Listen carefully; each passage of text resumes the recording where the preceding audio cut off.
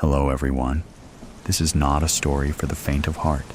Today, we will be stepping into the darkness of the most gruesome cases, where evil not only exists, but also leaves bloody and haunting traces. This is Real Gruesome Murder Cases, a series of true stories about murders that made the whole world shudder. If you are ready to face the cold truth and the gruesome corners of humanity, come with me to delve deeper into each case. Tokyo Smoke. Possible triggers: intimidation, slight, mention of drugs, and trial. She flicked the wheel of the lighter. Sparks shot up, followed by a small flame which she held to the end of the cigarette dangling from between her lips. Talk. You've got about 5 minutes to convince me to let you live. In that case, mind if I have a cigarette too? That's executioner etiquette, isn't it? Or is that just Hollywood? Just Hollywood, she said, but offered me her pack of cigarettes with her free hand just the same. Her other hand, the one hidden from view inside her jacket, pointed a gun at me. Not of the Hollywood variety. This was a Nambu M57. It would get the job done. Time's ticking. She pulled back the hammer for emphasis. The clicking sent a shiver through my entire being, commanding every single hair to stand at attention. Would you believe me if I said I did it because I love you? I asked, a futile attempt at lightening the mood. The strange thing, though, was that I meant it. Even then, as I looked at her, knowing full well she'd kill me once the smoldering tip of her cigarette reached the filter. Really, Takashi, you did it because you love me. My dad is in jail, Mom's awaiting trial for complicity, and Itsuki is awaiting whether he'll be behind bars for 5 years or 27. I thought you liked Itsuki. I did. But you didn't, I said, while I tried to light the cigarette I kept in the corner of my mouth. It was true. Although I didn't like him at first, he became much like a brother rather than just an in-law after we got married. I didn't look at her as I said it. I was staring at the graffiti frog that had made its appearance on the wall across the train tracks 2 weeks ago. But I knew the face she was giving me.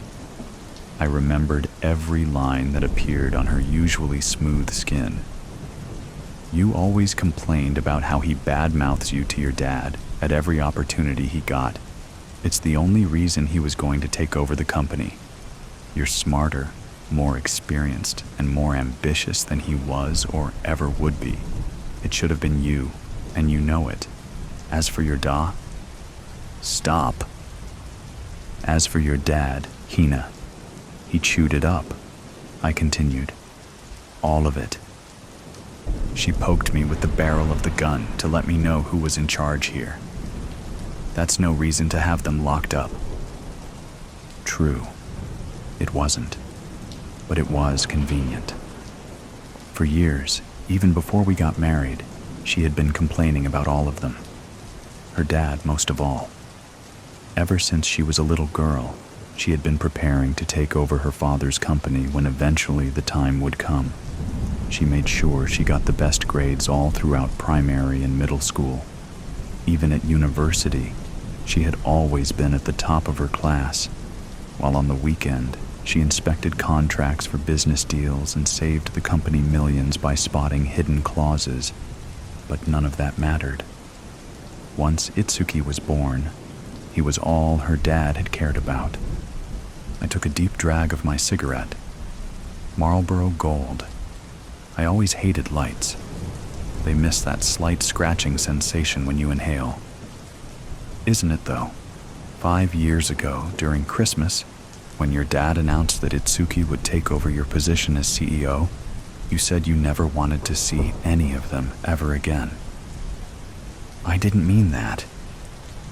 Then you didn't mean it either when you repeated it after he gave you the opportunity to develop your skills elsewhere, for your birthday, I suppose? She was angrily fingering her cigarette, flicking of ash that wasn't there. I could only hope she was a little more careful with the trigger. I still had 3 minutes left after all. Mind if I get something from the vending machine? I asked. Last meal and all that. I got up before she could give me an answer and walked over to the overpriced candy dispenser. I fumbled in my pocket for my wallet that wasn't there. Can I borrow a 500 yen piece, hun? She didn't move, just raised an eyebrow. Fine. I looked around, but of course there was nobody around at this hour. The parking lot was empty, but for 4 cars. I turned a quarter turn and forced my elbow through the glass. Ah, motherfucker. That looks a lot less painful in the movies. I took 3 packs of Pocky from the machine, careful not to cut my hand on the sharp edges. Strawberry, matcha, and the regular ones. I wasn't sure which ones you liked best. I thought strawberry, but it could have been matcha as well. Anyway, here's both, I said, and sat back down on the hood of my beat-up Honda Odyssey. She didn't try to take any when I offered the box to her. Just took another drag of her cigarette, which was reaching the halfway mark by now. I always liked the original best myself. I took a drag of my own cigarette before taking it from my mouth and taking a bite of 4 of the chocolate-covered sticks at once. Disgusting. I still don't get it. How can you eat and smoke at the same time? I lifted my shoulders in answer and swallowed before blowing out the smoke I'd been holding up in the air to be carried off by the wind. I never had a problem with eating and smoking at the same time. I knew many people who did, though. Back to what I was saying, I did it for us. In return for the evidence about the shipments of cocaine I gave to Nasanto Corp., they offered me 1 billion yen. 1 billion hina. You'd be rid of your family. We could both quit our jobs and move somewhere else. We'd never have to work again. Tell me that doesn't sound like a dream. You wouldn't have to teach at the high school anymore. No more overtime and compulsory socializing with colleagues. Isn't that what you always wanted? Not like this. They are still my family. And how do you think this will look for me? With my family name ruined, I'll be seen as the daughter of some drugs cartel. My parents weren't like that. They didn't even know about it.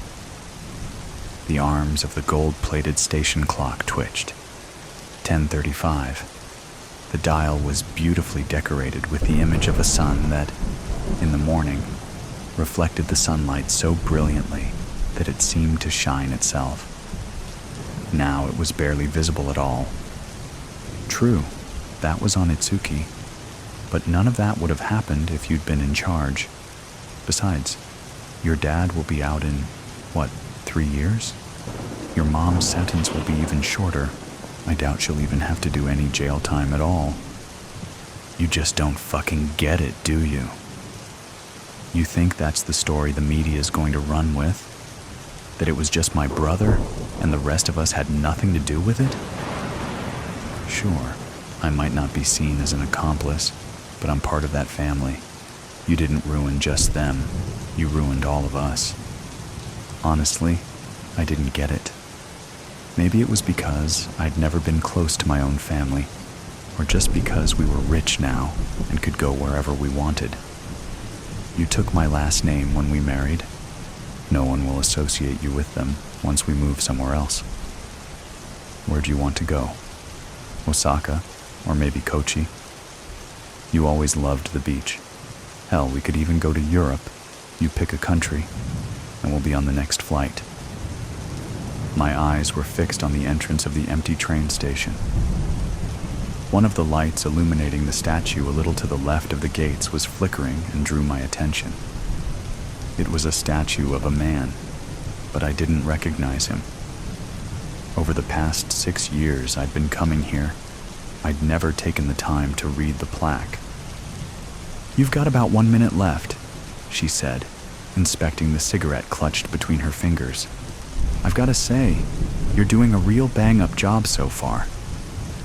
The gun was still pressed in my side, but it didn't scare me as much anymore. It was just there. What would you like me to say? That I'll buy you the most beautiful jewelry, a nice car, a big house with a pool? We can have all that if you want, but you already know that. She let another gray cloud escape from her mouth as she nodded. Then she turned to look at me and gave me another look. Go on. We could have kids, a boat. She scoffed. Really? You think having kids will fix this? We tried having kids, remember? It didn't exactly work. We could always adopt them. You used to dream of having a boy and a girl. The boy had to be older, you always said. If we adopt them, you can make sure we get that. She let out a deep sigh. It's almost time, Takashi. Anything you want to say, I suggest you say it now. I took a drag of my cigarette as I thought it over. Your last words are hard to come up with on the spot. I took another drag while staring at the statue again. Who is the statue of? Takashi? Her tone was annoyed more than angry. She prodded me with the gun once more. Yeah, I'm thinking about it. I looked back at her. Her eyes didn't have any emotion left in them. No love, no anger, no sadness. I still love you. I'd want those to be my last words. I still love you, I repeated. She shook her head. Then, right as she shot away the still smoldering cigarette butt, the 10:38 train drove into the station. I took a final drag of my cigarette and shot the butt ahead of me. That's my cue, sayonara, liability and lingato. When the police forcibly entered 43-year-old Paulina Fiore's apartment, they found her lifeless body on the floor of the kitchen, covered in mysterious bruises. The lead detective immediately suspected homicide and ordered an autopsy. But after extensive analysis, the coroner concluded the cause of death was vitamin C deficiency. In a video appearing on social media, Stephanie Brolo, who sources confirm is a close friend of Paulina, is seen weeping and uttering, "This is all my fault." At the offices of my city's largest newspaper, I sip my third espresso of the morning and finish writing the story. 1 coffee per story is a good rule to live by. I wish I could teach this to new journalists, but they have their own ways of doing things. After I finish my third random fatality write-up of the morning, I announce, I'm sick of tabloid journalism, to the newsroom, to no one in particular. The young writers around me ignore me. In the economic downturn in traditional media, they are happy to simply hold a job. Giuseppe, our new chief editor, says articles with a topic of either sex or death receive 10 times more clicks than any other. The editorial concepts in his head are as blunt as the sales method of a fish seller in the market. I need to endure another month of ambulance chasing until I can focus on another piece of investigative journalism. My lengthy expose of government corruption last month, which filled half the front page of the print edition, received fewer views online than a weekend car crash or a nightclub brawl. Max? Giuseppe is standing in front of my desk. Why haven't you interviewed the friend yet? Friend? Friend of whom? Idiot. The "it's all my fault" friend. Young, attractive, trending online. Giuseppe says this with his voice rising in volume for each word. Stephanie Brolo. I show Giuseppe my memory, for detail is flawless. I didn't study political science to chase after friends of murder victims and suicides. Do it. He turns around and stomps off. Halfway across the newsroom, he turns back and shouts, Vitamin C. Focus on the vitamin C. Nutrition stories are good for our advertisers, Max. Several reporters type notes into their mobiles. Even an untrained eye can foresee them proposing all types of vitamin stories in tomorrow's news meeting. I dial the friend, This is Max Serafino. Is this Bianca? Yes, a female voice says, and hesitates. Are you with the police? Number I'm with the... I say the name of the newspaper. With a 137-year history, the name often opens doors. I thought the police would be the first to call. What do you want? The police in Italy would never bother with something as trivial as a comment on social media, unless a politician or celebrity was involved. I'd like to clarify what you said in the viral video on Italia app. I mention Italy's largest social media app. That video is ruining my life, Bianca says. I'm sorry to hear that. Well, everyone misunderstood what I said. I didn't have anything to do with Paulina's death. She stopped going out and looked thinner 6 months ago. Maybe I started her in this direction. She catches her breath. I only called her twice after she stopped seeing me. I should have tried harder, gone to her home. Yes? It's all too much, she says. Thanks for calling me, but sorry. I don't know who you are. Abruptly, the mobile screen turns red. She disconnects the WhatsApp call and goes offline. Good work on the Paulina interview. Giuseppe reaches over and picks up one of my antique pencils and massages it between his fingers. No problem, boss. I managed to knit the meager information I was given into a piece about a heartbroken friend and a substantial essay about eating disorders. Nice pencil. He studies the Castelli wooden pencil quixotically. Max, you are 10 years too old for this newsroom, but you are a cat that always lands on its feet. The Tiger of Turin, I propose. I'll accept that as a byline. An important-sounding moniker is the best I can hope for these days. I recall the Elysian days of being flown to Rome to interview government ministers, back when traditional newspapers collected all the advertising revenue instead of Google. When assigned a story, one of the first duties a beat reporter checks off is to contact the family members. I locate Paulina's father on social media and send an introduction. This is Max Serafino, a reporter with the Turin Register. I'm writing an article about the unfortunate incident with your daughter and would like to ensure I have all details correct. Please contact me at your earliest convenience. I receive a reply, which appears to be copied and pasted. We have nothing to say. Do not contact us again. The Fiore family. I move on to another breaking story, and the Paulina story goes quiet in the newsroom of the Turin Register for several days. Max, line 7! Someone shouts. I answer. City desk, Max Serafino. This is Paulina Fiore's father, a man says. Our daughter. It's all our fault. We saw how much time she was spending on her mobile and never stopped her. I'm sure it's not your fault, but I would like to hear more, I say. Is there a reason you decided to call me today?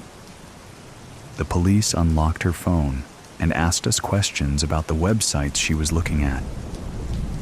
Do you remember any of the names? I don't know. I've never heard of any of them, he said. But most of the articles were about diseases. Was she in contact with anyone? They did say she received the links from friends on the Italia app. Judging by reports from neighbors, Paulina has not been outside for months. The friends must be online ones. I call Professor Rizzo at the University of Turin. Could fear about disease, viruses, and bacteria, and so on, cause a patient to suffer from malnutrition? I ask. Mysophobia, commonly called germophobia, can cause a patient to avoid touching food, to eat with gloves, that sort of thing. In problem cases, it may cause patients to limit social interaction and avoid public places. Paulina appeared to be living on a diet of boiled pasta. That sounds possible, but I've never heard of malnutrition even in the most extreme cases of mysophobia.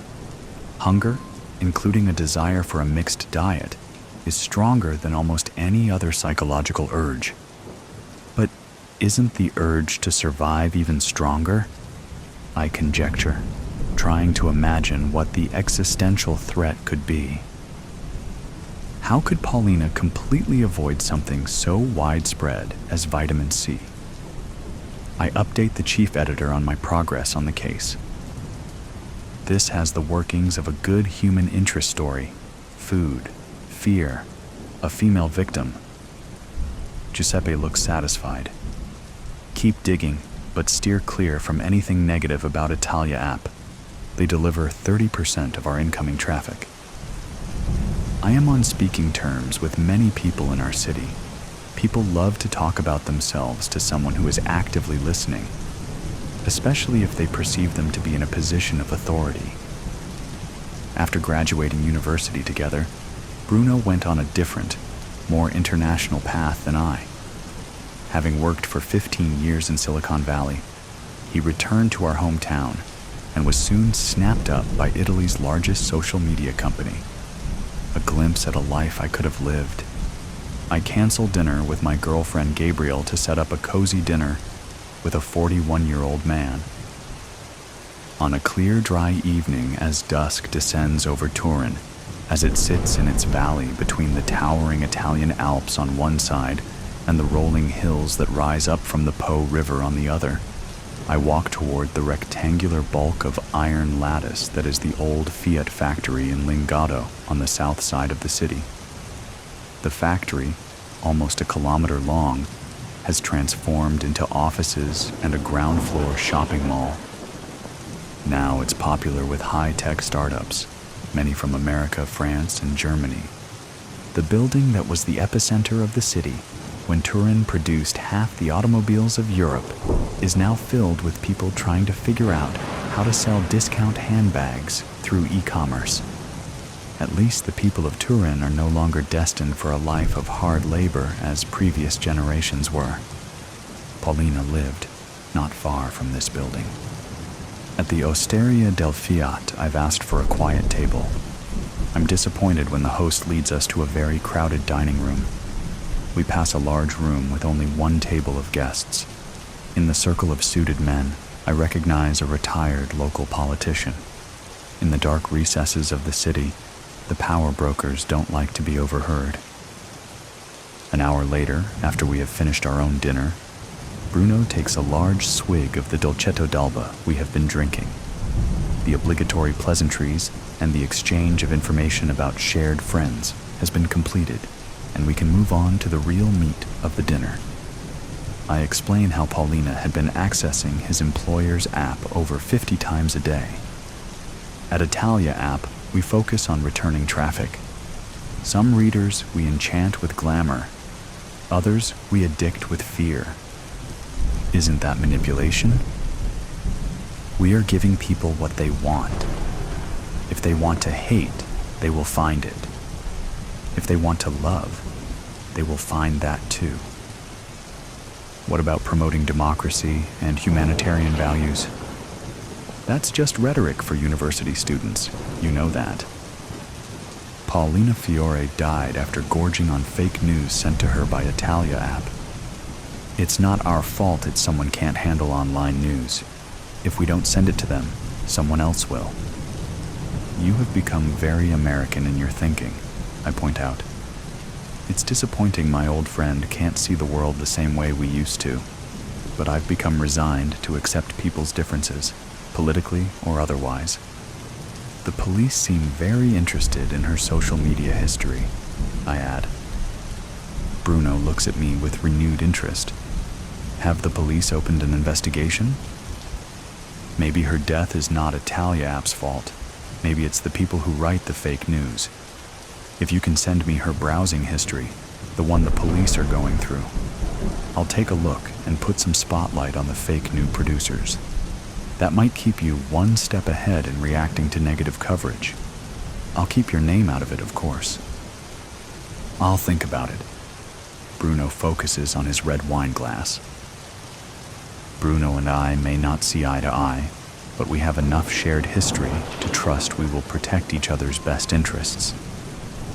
The next afternoon, I receive Paulina's browsing history via an encrypted messaging app. I start clicking through the links. Italy's continuing flood of illegal immigrants. How COVID rises up through ventilation shafts. The 7 ways elevator buttons spread. Disease. Paparazzi capture pictures of Italy's first monkeypox patient. Vegetables in our supermarkets picked by immigrants inundated with monkeypox virus. I scan through months of links about deadly diseases and ways to avoid them. Fake news is a problem, and the government has been trying to combat it. In the thousands of links I scan through, my heart flutters as I spot our name. Don't trust what the government says about monkeypox. See attached articles from the Turin Register. Clicking the link, I see a list of familiar headlines. The dark hand behind the government reshuffle. Max Serafino. Patient malpractice allegations covered up by health authorities. Max Serafino. Pandemic recommendations. Misguided. Max Serafino. Corruption exposed in Turin government. Max Serafino. Other articles Paulina was reading, those not to trust doctors and government health advice, often link to articles written by me and my colleagues. I stare at the pencil that sits on my desk where Giuseppe left it earlier. Behind me, I hear someone approach and feel their hands on my shoulders. Giuseppe's voice says, "And you thought you were superior to all of us, didn't you?" Is it all? I am about to ask an obvious question, but stop myself. I have bills to pay and a scarcity of other work alternatives. I sweep pointless self-doubt from my mind. Journalists report the news. We do not generate it. With a click of the mouse, I bring up today's police bulletin and make proposals on which events we might cover for our prestigious 137-year-old newspaper to the chief editor. The next morning, a young journalist who normally sits beside me struts triumphantly through the newsroom greeting colleagues. Giuseppe gives him a thumbs up. I open the Turin Register's most viewed list, an online article. Clickbait news causes scurvy in Italy's auto capital is trending across the nation. I begin having regular dinners with Bruno. We talk about our old adventures in school and about the state of the country. Bruno reminds me that a political science professor in university had taught us, every industry is selling a product, and at its core, the news industry sells fear. In the coming months, the number of cases of malnutrition, similar to Paulina's snowball across the nation. I notice Bruno starts to eat more and more. I have lost my appetite. A loving murder. Content warning. Assisted suicide. Descriptions of violence. Mentions of war. Vulgar language. See, you all think I am about to say, I don't regret what I did. I just did it for fame. But what you don't know is that murder happens all the time under your pretty little noses. Your little gerbil was killed by your cat, and you don't condemn him. You know foxes are killing cute rabbits, and yet you give your kids stuffed foxes and call them sweet names. People do not murder. Animal instinct does. Men are full of it. Women just like to taste a bit. And in my case, I got drunk on that animal instinct. Part of that instinct is the fact that I do feel guilty. The poor guy had a family, a life, dreams, or something like that. I wish he didn't have to die. I do. But let's be honest. You aren't here to hear my life story. You are here to hear what actually happened. So let me fill you in. The fucker was cute. I can admit that much. He was charming, kind, sweet, and somewhat thoughtful too. He bought his girl some flowers at the Dolly Hop dance. They were apparently her favorite flowers too, the yellow roses that symbolize purity and growth. She laid one on his grave. I was court-ordered to attend, and I left a Black Dahlia. I killed him using some bleach powder. The awesome thing about being a woman is that you can stitch a lot of things into your dresses, little bows and ribbons, or even jewelry. My grandmother passed down this beautiful sterling silver capsule ring with a latch that lifted up the freshwater pearl to reveal a secret pocket for anything. She suggested a love note from that special someone. I didn't put in just a note. I put a little act of love in there. I knew the kid from school, biology, home ec, English, you name a class. He was in it with me. He seemed smart, sharp jawline, toned nose with little to no blackheads, pretty hair, basic brown eyes. He wore simple clothes, and there was nothing remarkable about the guy. He was a member of enough clubs that when a high school reunion happened a few years into the war, he could come back with his sweet honey and battle scars, shake a few hands, drink some bad beer, and then leave to go home to his picket fence and little baby. This never happened, though, because I killed him. It was around when we were getting draft cards. His number was called. He didn't want to go. I heard about him crying in the boys' locker room after PE. Those basic brown eyes went red, and everyone knew no class was that ruthless. His girl tried calming him down, but he put a couple dents in some lockers and stormed off. He brushed by me, apologizing for almost knocking me over, and gave me a look I will never forget, like I could help him if I tried. Very few knew I was a leader of many anti-war protests. War is horrible, but to everyone at this school, I was worse because I threatened to do something about how horrible it was. People just didn't know that I actually did anything. My bite matched my bark. I set off smoke bombs in the middle of busy streets, blocked roads to government buildings, worked other protests, or helped out literally anything that was against the war effort. I didn't just burn some draft cards. I used blank ones to light my candles. I caught the kid after a class, and I told the kid it was okay. I told him that his fear was justified, and his anger was too. I told him he could hide out with me in my basement, or we could injure him badly enough to not be able to go. But his eyes flashed with realization before I could finish. I will never forget what he said. It's either I die here or on the battlefield, and it's gonna be here. His eyes were cool and wide enough that they seemed almost black. I asked him what he meant. He said, I either die on the battlefield with strangers in a foreign land, or I die here, in my own clothes, on my own soil, and my friends get to see a body that isn't horribly mangled. We had never really spoken before, and I told him I didn't know what to do with that statement. He laughed and asked what he should do with the draft card. I proposed burning it. That was the first time I ever got high. While drugged up, you say shit that you never thought you would mean. A rolled up draft card with pot on the inside was something I never thought I would do, so I guess the trend follows.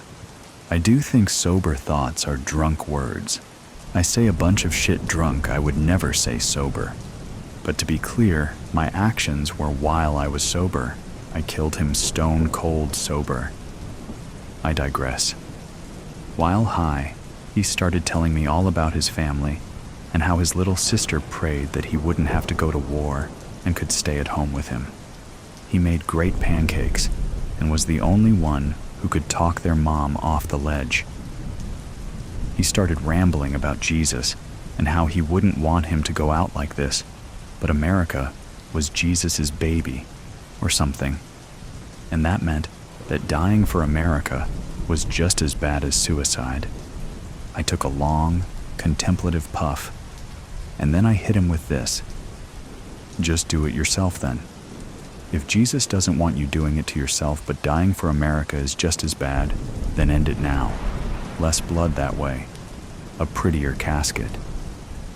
He took a puff, and I saw the lines on his face pull taut with thought. I could see him smile at the image of his sister, but that happiness burnt out at the thought of the death message. I wasn't being serious. Death was so close to all of us we mentioned it in one way or another, but the way he hunched over himself like he was already leaving me behind proved that he wanted out. He took another puff before he said, "All right," and started plotting.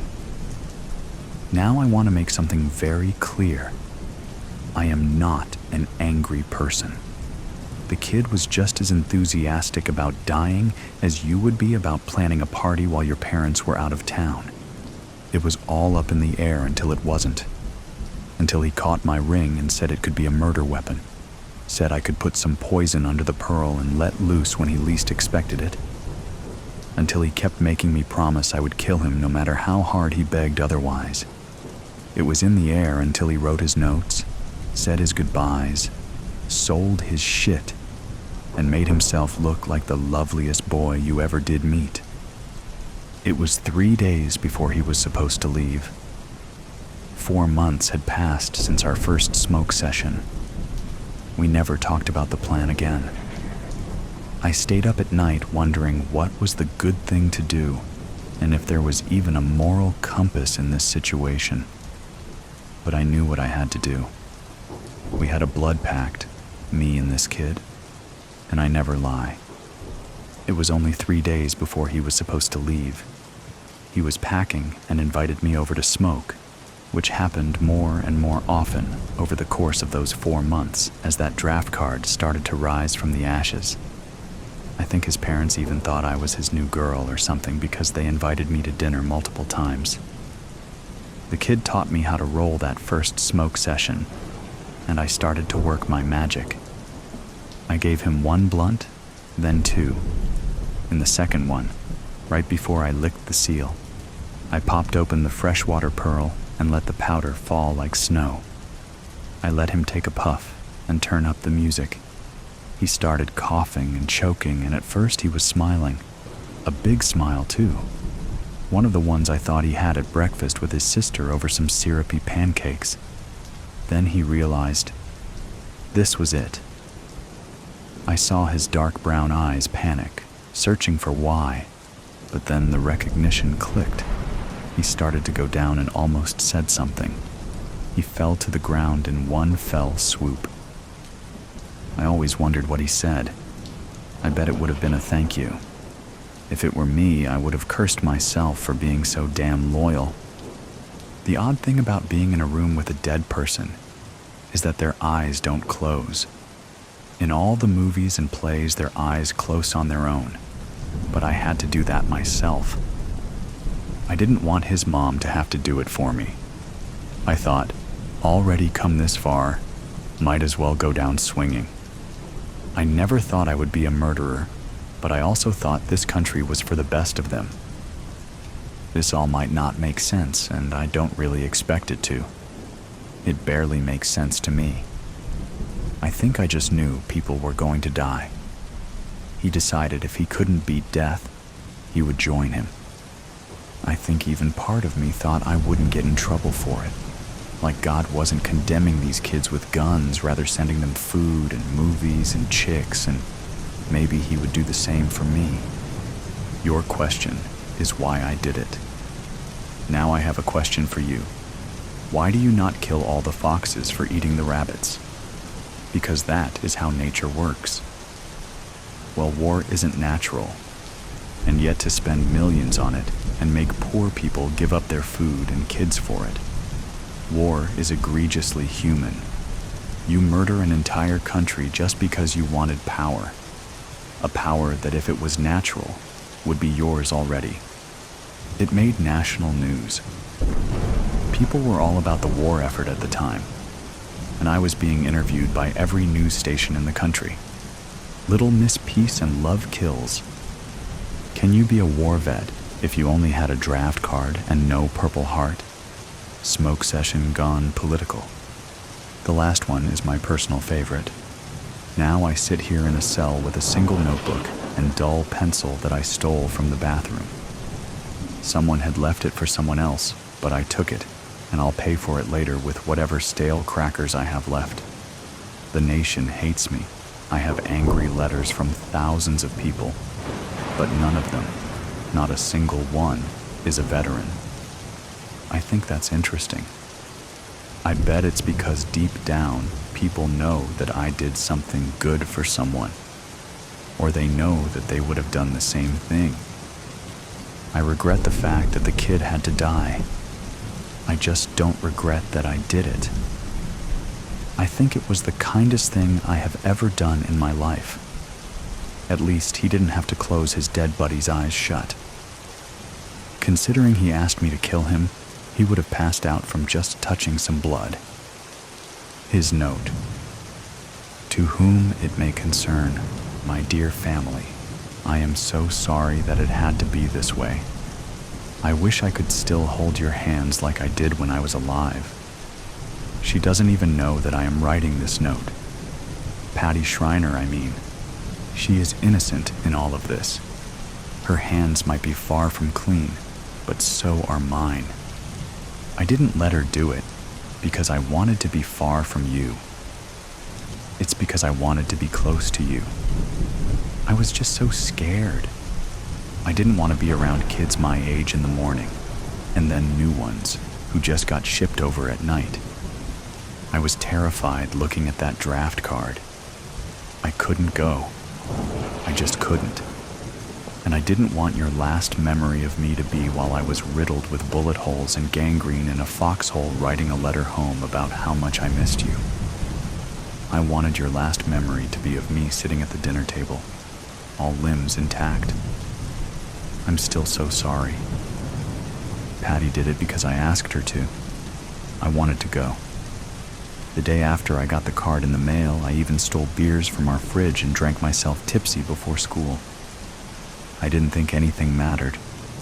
I knew Patty from school. She hated the war, and everyone thought she was a commie because she openly opposed the war effort. I thought she was a communist too. But once I got the draft card, I understood her anger, like I understand why humans need oxygen to survive. She caught me after class and said that she could hide me or something, but I didn't want to have the option to be physically alive, but dead to my country, or dead to my friends, or dead to you. I knew I would die on the battlefield. Dad, you always knew that I hated sports or anything athletic, and I was no good on my own. I wanted to die with you guys, not on my own. Please forgive me for not wanting to die on my own. The day after I got my draft card and Patty offered me a way out, we got high. I was rambling about how suicide was a mortal sin, but going into a war I know would kill me was basically suicide, so it seems like I had no options. Then she followed my line of reasoning and said that I should just do it myself, like it was a lesser of two evils thing, and she was right. So we started plotting, high, mind you, and I was just talking out of nowhere. I said something about her ring and it being a surprise. I didn't want to chicken out and not go through with it, so I told her to let me have it when I least expected it. I am still expecting it, as I'm writing this. I just thought to get this done before she follows through with it. I don't know when it is going to happen, or how, or when, or even if it will, but I know we haven't spoken about it in about 5 weeks. I am supposed to leave for Nam in 2. We talk about how much I don't want to go, but nothing about the plan. I hope she didn't forget. I hope I do. I don't know what I want anymore. I can't live with the oldies crying about how I died for them. I will die because someone else killed me. Please think about that when Patty goes on the stand. And when you do remember, all I will be able to do from wherever I am is thank you for that. I love you. I love you. I love you. Please know that. I am sorry that I won't be at Sam's graduation, but I bet you will be stunning. in the cap and gown. I love you more than I can say. What Patty did was because of me. Please don't hate her for it. Love, Simon. Enclosed in the note was a recipe for pancakes dedicated to his sister, written in blue ballpoint pen. Murder at the Roadhouse Saloon. I dozed, peacefully drooling on the notes from my philosophy class, when the phone began its merciless shriek. My heart stopped. Notes, pens, and phone scattered across the floor in my shocked and befuddled response. Groggy, I rifled through the refuse until the lighted face of the phone gleamed from under the bed. Grabbing it, I cursed the caller. The ID announced, Carol. Who the hell is Carol, and why is she calling at... I checked the time in the upper left corner of the phone. 4 p.m.? I rubbed the grit from my eyes and checked the ID again. Oh, that Carol. I wonder what she wants. Cousins and the only children of twin mothers and abusive fathers, we called whenever we needed support. Her father, murdered outside a saloon near the rail yard, and mine, a miserable drunk. We spent many hours commiserating about how we hated our families. Hey. Ed. Did I wake you? Number, I was reviewing my philosophy notes. You were asleep. Sorry, but I need to talk to you. She sounded agitated, upset. Okay. She'd gotten a call from some lawyer about the estate of our recluse Aunt Zoe. Estate? I didn't know the stingy old bag. No one did. Why you? Why not one of her sisters? They hate each other as much as they hate Aunt Zoe. Zoe was the elder of the three, and they hadn't spoken to each other in years. The lawyer said Aunt Zoe named me as executor of her will. Wow! I drilled my left eye with the knuckle of my index finger. Did you know her? Jerk. What a stupid question. Yeah, sure, we're best friends. No. Sorry, I'm not awake yet. How can I help? Thanks. I knew I could depend on you. I chuckled. I'm all you've got. You don't know the half of it. So the lawyer told me she has a storage unit with all her belongings, and we need to sort through them. Oh God. Was she a hoarder? I can see it now, digging through mounds of useless crap, rat dung and spoiled food. Better get us some hazmat suits. Carol barked a sudden laugh. You watch too much TV. Not with the classes I'm taking. Just an overactive imagination from being sequestered in this room. Well, here's your break. Can you meet me out at the U-Haul on Tate Street Saturday, say, about 10 a.m.? That's awfully early. You can handle it. I want to get through this quickly. I'll treat you to lunch. I'll be there. Saturday, 10 a.m. I set the phone down and sat cross-legged on the bed, rubbing my eyes. Although neither of us lived at home, our weird, dysfunctional family dynamics haunted us at every turn. 3 sisters who hated each other and seldom spoke. The older sister, Zoe, a recluse, and the others are trapped in undesirable situations. My parents hated each other and should have divorced years ago, but couldn't figure out how. Carol's father dead, and the killer still unknown. Her mother was angry at everyone and everything, but unable to figure out why. We had temporary hope and happiness when we connected. Zoe, I'd never met her. I'd heard she was caustic and could squeeze a nickel until it squealed. Saturday rolled around and I overslept my alarm. After wolfing down some toast, I grabbed 2 lattes from Starbucks and parked outside the storage unit. Relieved that I didn't see her car, I slumped back in the seat. One of the building's hallway doors opened, and Carol sauntered up to the driver's window. I opened it about an inch. Oversleep? Number, I'm 5 minutes early. I got here 15 minutes ago. You're late. Cut me some slack. I got you a latte. Oh, how sweet. I wish you were my brother. Am I forgiven, even though my clock said I was early? Yeah, let's get this done. Thanks for coming. You know I meant it when I said, I'm all you've got. Yeah, I thought of that too. She sipped her latte, muttering, so strange. And they're sisters. Well, let's do this. She held up the pinky finger of her left hand as I got out of the car. Together? What? We're back in grade school. Come on, best friends, secret pact. She waved her pinky. I hooked hers with my left pinky.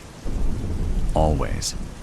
Our secret pact, as unique as the port wine-colored birthmarks tracing the length of our joined fingers, a sign we told all our classmates that made us special with secret powers, and when joined together, unbeatable. A stupid kids game that became our trademark and kept us close. I followed Carol down a long hall of articulated doors. She stopped at one of the middle units, pulling a key from her pocket and stuck it in the padlock. It still bothers me, I mused. She held the lock but didn't turn the key. What? Why would someone you never knew make you executor of her will? She grinned. My reaction to sorting through the old bag's hoard was bad, but you should have heard Mom's. She gave the lawyer hell and hung up on him. How'd your mom react? I gave my shoulders a lift and squeezed my face with an exaggerated frown. Beats the hell out of me. If you hadn't told me, I wouldn't have known. She pinched her lips together and shook her head. Family dynamics. She must have really been pissed at our mothers. The padlock snapped open. Ah, you ready for the big reveal? Open sesame. The door rolled up. We stood there with our mouths open. You're kidding? Carol shifted to one foot, tapped the toe of the other, and curled her fists against her hips. Every exhale snapped from her lips with a soft puff. I cracked up. You certainly needed help. We stood in the doorway of the mid-sized locker, me snickering and Carol puffing, and stared at two steamer trunks standing on end in the middle of the otherwise empty unit. No hoard, no clutter, nothing but those two steamer trunks.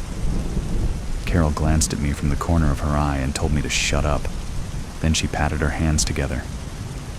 Well, you take one trunk, and I'll take the other, and we'll get out of here in half the time. Whatever floats your boat. We still on for lunch? You and your appetite. And with that, we strolled up to the trunks and opened them. Years of memories spilled out in a flood of photos and letters and toys. We stood there in stunned silence. What is this? The overwhelming sight numbed me. How do we sort this out? Where do we begin? Well, I dropped to my knees. I guess we start digging. Carol nodded blankly and followed my lead. Together, we sifted through the life of this discarded person, someone we knew nothing about, awed at what we touched, held, and read. Out of this confused detritus of an enigma's life blossomed a persona of love and caring that eluded everyone who thought they knew her.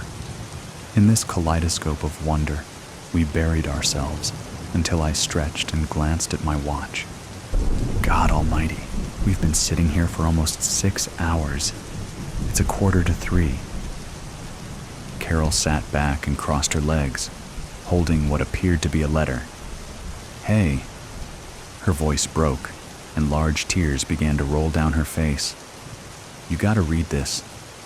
She held it out to me. The paper shook in her hand. A large knot twisted in my stomach. For an instant, I stared at her swaying hand. I didn't want to read whatever was written on that page, but an urge somewhere deep inside forced me to take it. At first, I only saw Carol's eyes and the strange, frightening focus they held. But then the words, written in a graceful script, sucked the breath from my lungs and left me gasping.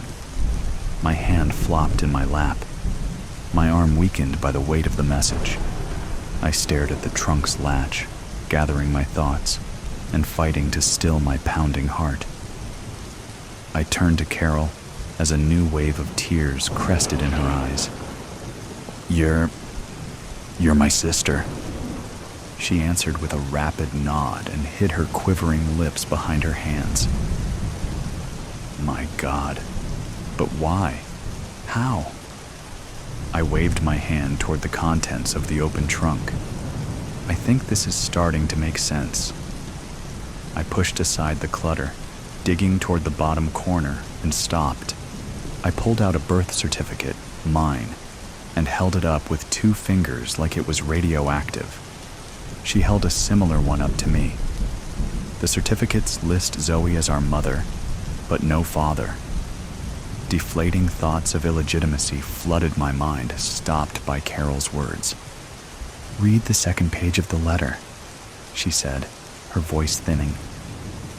Bile-laced fear lashed the back of my throat, but the sour taste receded, overwhelmed by my need to know. The muscles in my throat swelled. I couldn't read the words for the blurring in my eyes. Blinking, a wet saltiness spilled into my mouth. I looked at Carol, my fading words pushed across my lips in wisps. He raped her. Twice! The bastard raped her twice! Carol threw her arms around my neck. I'm glad the son of a bitch is dead. I could kiss whoever killed him. We relished the comfort of each other's arms, and finally withdrew, sitting back and inhaling languid breaths, drained of emotion and strength. I wiped my face with my shirt sleeve and gazed at Carol. Well, I chuckled. Sis, what now? She leaned her head back and took a deep breath, puffing out her cheeks and blowing the air toward the ceiling. Then her head slumped against her chest. I don't know. Bro. The metal walls of the unit rattled with shrieks of laughter. I slanted my head toward her. But, I mean, he was your... Sorry. I mean, our father raped our mother. Well, until now we knew him as my father. She chuckled. What a fucking shock. But, I mean, did our mothers know? Is that why we ended up with her surrogate twin sisters? I don't know, and to tell you the truth, I don't care. I've wondered why I never felt a connection to my parents. Now I know. They aren't my parents. Shit. Here's the clincher.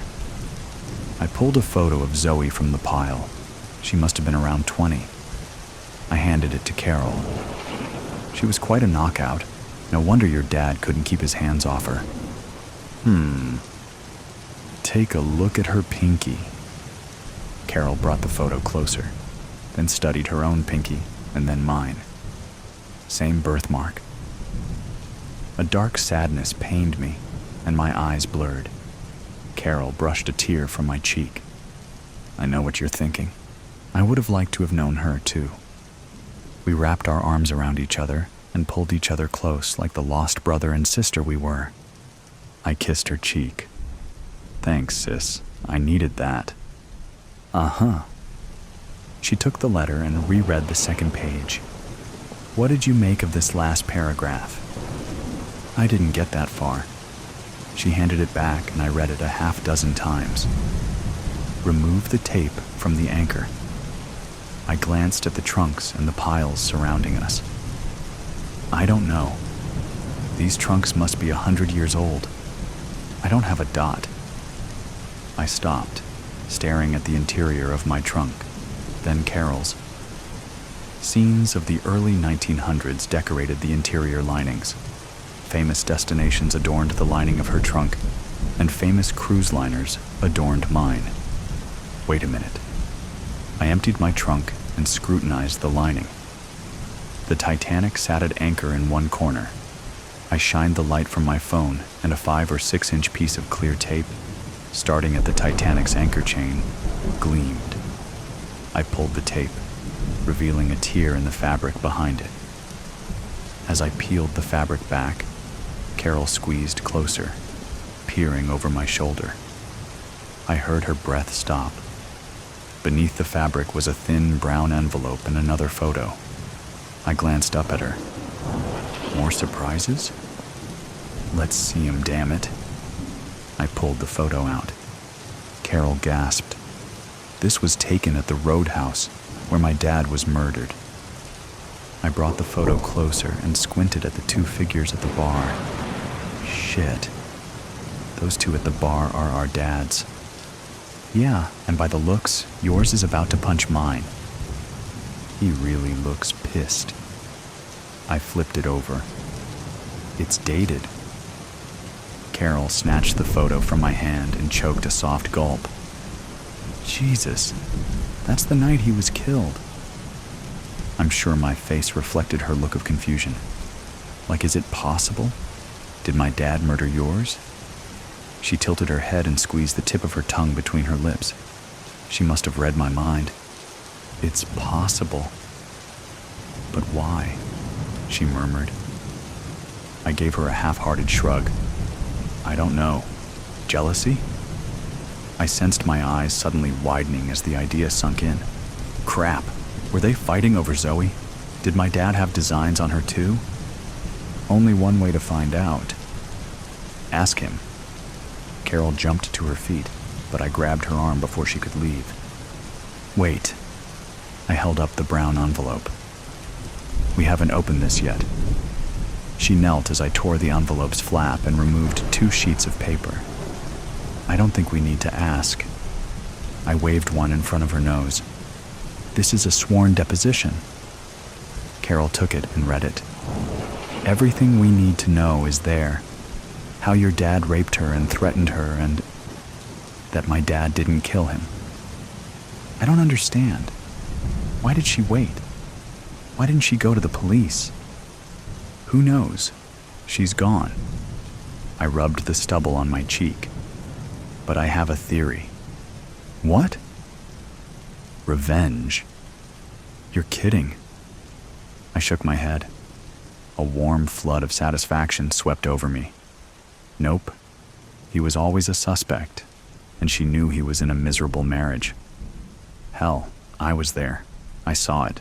Obviously, he didn't know she knew. Whatever it was, she knew. But then maybe she got more satisfaction out of watching him wallow in his own personal hell, drinking his life away, broke, living with a woman who hated him. I know Mom wouldn't leave him because she wanted him to be miserable. Maybe she knew too. He wouldn't get a divorce because all sorts of shit would come out about him.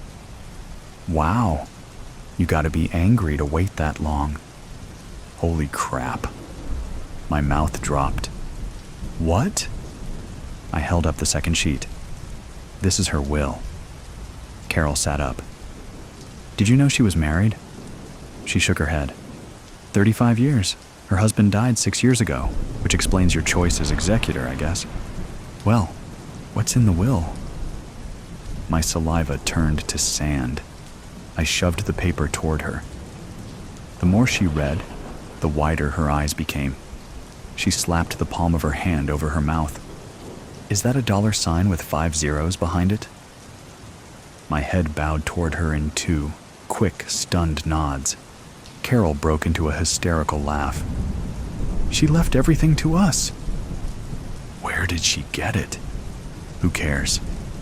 If that ain't revenge. I turned a sober look her way. What now? It took her a long moment to contain her laughter. Then it sank in. Get a lawyer? That's a good start. I clasped my hands around hers. We've learned a lot today. Good things about you and me. I just hope her will, what she gave us, won't come between us. She smiled. Never. Let's talk options with the lawyer and... She surveilled the residue of Zoe's secret life. Come back and clean this up later. I don't think I can handle any more revelations. No truer words were spoken. How about pizza and a pitcher of beer? I'm ready. She pulled the padlock key from her pocket. I'll lock up and meet you outside.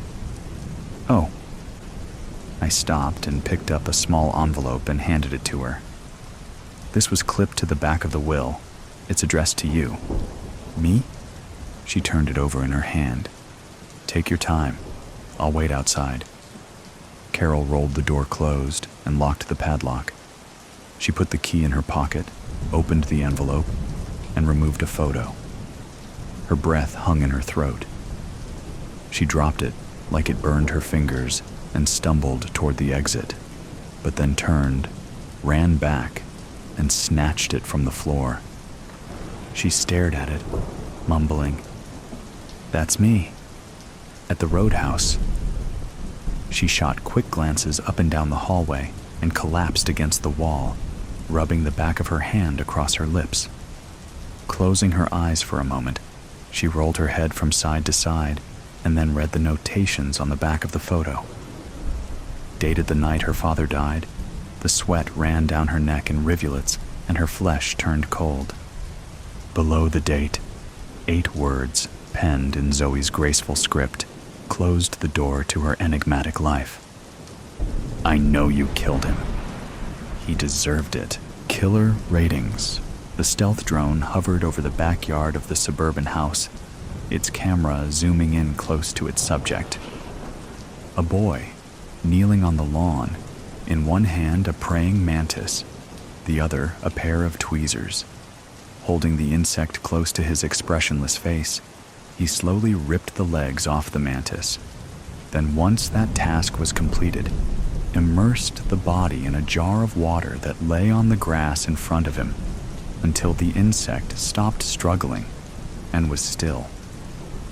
A thin smile played across the boy's face. "Hey, Dave," Richie called out across the bustling studio of Hitchcock Media Enterprises. "Come take a look at this. Think we have a future winner here." Dave looked up from his editing station and walked over to the Richie's terminal, where the balding heavyset man was reviewing the drone footage. "Check this." Richie clicked the play button. "I reckon we got ourselves a classic Type C." Dave watched the replay and nodded. "Yep, definitely Type C. He will be moving on to small animals next, I bet." Dave grabbed a chair and sat down. "What backstory have you got on him so far?" Richie pulled up a file onto the terminal screen. "Let's see. We got a 14-year-old kid, only child, with single-parent mother. Never knew his father." He scrolled down. "Mother is a Christian fundamentalist. Breastfed the kid until he was 2 years old." Narrowed his eyes. "Oh, and get this. She would hop into the bath with him every night and sponge him clean up until he was 10 when he started getting erections." Dave barked a short laugh. "Jesus, where do these people come from?" He leant back in the chair. In the future, people would look back on this time as the era of surveillance, where nothing could be hidden unless you were the rich elite. Still, it made their job a hell of a lot easier, which was to make a shitload of money off human misery. Dave liked to think they were performing a necessary evil, like a safety valve on the pressure cooker that was modern society. That made what he did a little easier, and although he still might not sleep well at night, he did sleep in a large mansion in a secure community next to a cosmetically perfect wife. Richie was talking again. Dave focused his attention on the screen. "I've run the algorithms, and the AI is coming up with a 93% chance of activation by the age of 25. "Those are good odds," said Dave, rubbing his chin. "Put a flag on his file, and we'll check back in a few years." Dave stood up and clapped the other man on the shoulder. "The fans are gonna love this one. Richie, good job as always." Richie grinned. "Thanks, Chief." Dave returned to his desk, where he was currently editing the latest true crime documentary, to be released later that month. This one was a typical Type B case, a nurse who had been stealthily killing cancer patients by injecting air into their IV drips. A pretty mundane, angel of death scenario, but HME had gotten onto her pretty quick, so the broadcasting and publishing rights hadn't cost an arm and a leg. Dave didn't think ratings would be that great, but they had managed to get some decent footage from the hospital and the journal the nurse had written, so it would be worth syndicating to make a bit more profit. HME's documentaries were some of the highest rating reality shows on Downstream, and let's face it, that's all that existed on mass social media these days. But things had been a little lean of late, and they needed a big, high-profile case. Dave considered Richie's latest find. Type C cases were always male, of low to average intelligence, with suppressed trauma from childhood caused by a family member, and would exhibit acts of violence around the onset of adolescence. The victims were usually female and involved sexual violence or torture before death. We need another Ted Bundy or Richard Ramirez, Dave thought. They don't make them like they used to. Dave chuckled. Imagine if we could have got those guys to sign. We would be drowning in royalties. Still shaking his head in amusement, he wandered over to the publicity department. A tall, angular-looking woman, poring over some glossy printouts at her desk, looked up at his approach. "Hey, Dave. How can I help you?" "Hey, Jenny. Just wondering if Anthony is around." Jenny pursed her lips. "He was on sick leave, I think." She checked the screen in front of her. He was supposed to be back a few days ago, but I haven't seen him. Maybe he needed some more time off." Okay. I guess it's hard to find good help these days, eh?" Jenny laughed politely. Dave leaned against the desk. "Look, maybe you can help me. I'm trying to come up with a catchphrase for the latest doco, but I'm stumped." Jenny furrowed her brow in concentration. "That's the nurse one, right?" Dave nodded. And she was an elderly type as well." Her eyes lit up, and she clicked her fingers. "How about the matron of mercy?" Dave contemplated the idea. "You know, that's great." He gave Jenny a thumbs up. "It'll play well, considering all the victims were terminal patients anyway. Make for some nice, wholesome family viewing." Jenny gave an absent-minded smile as she returned to her work. Dave was just finishing off the credits for the nurse documentary when one of the interns came rushing over, flustered and red-faced. "Sir, I think we have something big," the young man said breathlessly. "Maybe even a possible Type A." Dave pointed. "Juan, isn't it?" He prided himself on knowing all the names of his staff, even down to the gophers. "Look, calm down. Take a seat and tell me what you've got." The intern sat down and held out a tablet. "We just received some info from one of our talent scouts out in San Francisco. Female, body count of 2, high likelihood of Type A." Dave glanced at the picture. Pretty blonde, with freckles and all, a real girl-next-door beauty. He felt a thrill of exhilaration run through him. A Type A was the rarest of the rare, a serial murderer who was charismatic, highly intelligent, and usually politically or ideologically motivated. They were also the most difficult ones to get to sign on the dotted line. "Okay, I'm gonna need more details here." Juan read from the screen in his hand. Gordon Calloway, the third CEO of the hedge fund Armada Laundied, was found strangled to death in his penthouse suite at the Regency in LA 6 days ago. Our surveillance picked up this woman leaving the room soon after the time of death. Then she just seemed to disappear. The young man licked his lips. Then 2 days ago, a male body was found in a 4th-floor room of the Fairmont in San Francisco. His skin had been totally removed by a surgical device, most likely a scalpel. As a result, the deceased is yet to be identified. He paused and looked at Dave. The same woman was again detected by our surveillance leaving the scene. Dave raised his eyebrows. 2 different methods of killing. Now that was unusual, even for a Type A. This was getting better and better. Now, you are going to love this. The intern smiled. We have ID on the suspect. Her name is Samantha Bronte, 21 years old and currently studying a master's degree in criminology and comp science at New York University.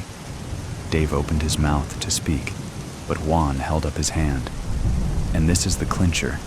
Her parents were the last victims of one Simon Peters. Dave felt his jaw drop. Simon Peters, aka the Cuckold Strangler? His doco from 4 years ago was one of the highest rating of all time. Jesus Christ, this is insane. "Hey, Richie!" he yelled out. "Get over here pronto!" "What is it?" Richie asked, eyes gleaming. He could tell when something good was going on. "Simon Peters, give us a recap." Okay. So his MO was prowling the motor inns of West Florida, where he would stalk and choose his victims, always middle-class couples. Richie scratched his cheek thoughtfully. He would break into their room early in the morning, tie the couple up at gunpoint, rape and strangle the woman in front of her partner, then slit the guy's throat with a hunting knife. He did us a big favor as well by recording the last 2 murders with his phone. Richie looked down at his hands. Of course, we couldn't use such explicit footage for our feature, but somehow, he winked at Dave. Somehow the footage made its way to the dark web, and the notoriety of that boosted our ratings tenfold. Dave let out a breath. There must be some connection here, but that's not important right now. We need to track this Samantha down, and fast. Dave and Richie exchanged knowing looks. "This is big," Dave said. "Possibly the biggest thing we've ever seen." A notification pinged on Juan's tablet, and he gasped out loud. "What is it?" Dave queried sharply. The intern looked up. "We have just detected the suspect arriving at North Vegas Airport, and from her credit card records, she has booked a room at the MGM Grande for tonight." Dave felt the hairs on his arms stand up. "All right, I'm going to take care of this one personally. We can't afford to lose this. Gonna pack an overnight bag and take our private Gulfstream to Vegas ASAP. Should be there in under 2 hours." He pointed at Richie. "Organize a car for me and alert everyone that it's all hands on deck." Richie nodded briskly. "Will do. And good luck, Dave." Dave arrived at the MGM in the early evening, the desert sunset casting an eerie blood-like haze across the dusty parking lot. The hotel lobby was relatively quiet, a few tourist groups checking in, and a scattering of people at the bar. He looked down at the picture on his phone and scanned the area. Nope, not here. Dave fought down a wave of frustration. Okay, gotta stay calm. He glanced at the bar. "I'll grab a drink and wait." He ordered a beer, and the gorgeous raven-haired woman next to him gave him a tentative smile. He nodded briskly. "Any other time I'd be interested, but it's all business right now, sweetie." He took his drink and sat down at a table, which commanded a view of the lobby entrance and the elevators leading to the suites. This was the crucial moment, the first contact. He found most of the time the killer was flattered, both by the money offered and the chance at infamous immortality. Their name remembered long after the victims had been forgotten. Most of the time. His phone started ringing. "Hello?" It was Richie. "Dave, we got a problem. We've checked the hotel camera and there is no sign of our target, coming or going. Looks like we got scammed." Dave sighed bitterly. Damn it, well, she must be in Vegas somewhere. He looked out the entrance. It was dark now. with the first stars appearing in the velvet night. "Look, I'm gonna stay here for a while. Keep your eyes and ears open and let me know if anything develops." "Roger that," Richie replied. Dave sighed again. Might as well get another beer. The dark-haired lady was still at the bar, a few whiskeys in by the looks of the glasses in front of her. She looked at him from under lowered eyelids. "I was watching you. Looks like you've been stood up." Dave flashed a wry grin. "Yeah, you could say that." A faint smile. "Me too. I don't think my date is turning up." She gave him a sultry glance. "Look, I have a room here and a bottle of sparkling on ice waiting for me. Want to come up and have a nightcap?" Dave chuckled. "Still got it." "Sure, why not? Maybe we can salvage something out of this shitty situation." Her room was on the 12th floor with an impressive view of the Strip. As she was closing the door behind them, Dave asked, "Hey, I didn't catch your name?" "Oh, how rude of me. It's Samantha," she replied breathily, just as he felt a sharp pinprick, and then everything went black. He awoke groggily, unable to move. After a quick assessment, he realized that was because his hands and feet were restrained with zip ties, and he was lying on a bed with duct tape holding him down. "Awake now, my little Dave?" The woman was standing beside the bed, gently caressing his arm. He shivered with a frisson of fear. "You're Samantha Bronte?" he demanded with wide eyes. "And how do you know my name?" Samantha smiled sardonically. "Oh, I know everything about you." She sat down on the edge of the bed. "You fell into my trap like such a good little boy." "But how?" Dave stammered. "You'd be surprised at what you can do with a degree in computer science." She continued stroking him with her fingernails. "Especially when you have HME's login details from a loyal employee." She took something from the bedside table and plopped it onto his chest with a sickening squelch. "I don't think your buddy Anthony is going to be coming back to work anytime soon." He gazed at the reddish-colored object with growing horror. Holy shit, it was his skin. It was Anthony's skin. Samantha dug her nails into his arm viciously. Dave cried out in pain. "Do you know what it's like to lose your parents in the most hideous way, and then to have their violation watched again and again by your millions of depraved fans?" Dave gasped. "Look, honey, we don't make these killers. We just make them famous. If not us, then someone else would." "I'm not so sure." Samantha's voice dripped pure venom. "But you're going to find out, all of you, what a really dedicated serial killer can do." She took something from under the bed. "You and your puerile nicknames. It's only poetic justice to return the favor." "Do you recall one of your first documentaries?" Samantha stood up. "I believe it was called The Boston Bludgeoner." The rusty sledgehammer was the last thing Dave saw. The interstellar murder hobo, First Trooper Lundgren Morrissey.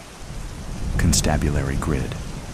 7H6 of Earth's solar militia woke drowsily from what felt like a thick fog tinged green with a mild sense of nausea. He wasn't uncomfortable, but understood the night was over, and his hangover was coming, slowly creeping into his body from a distance.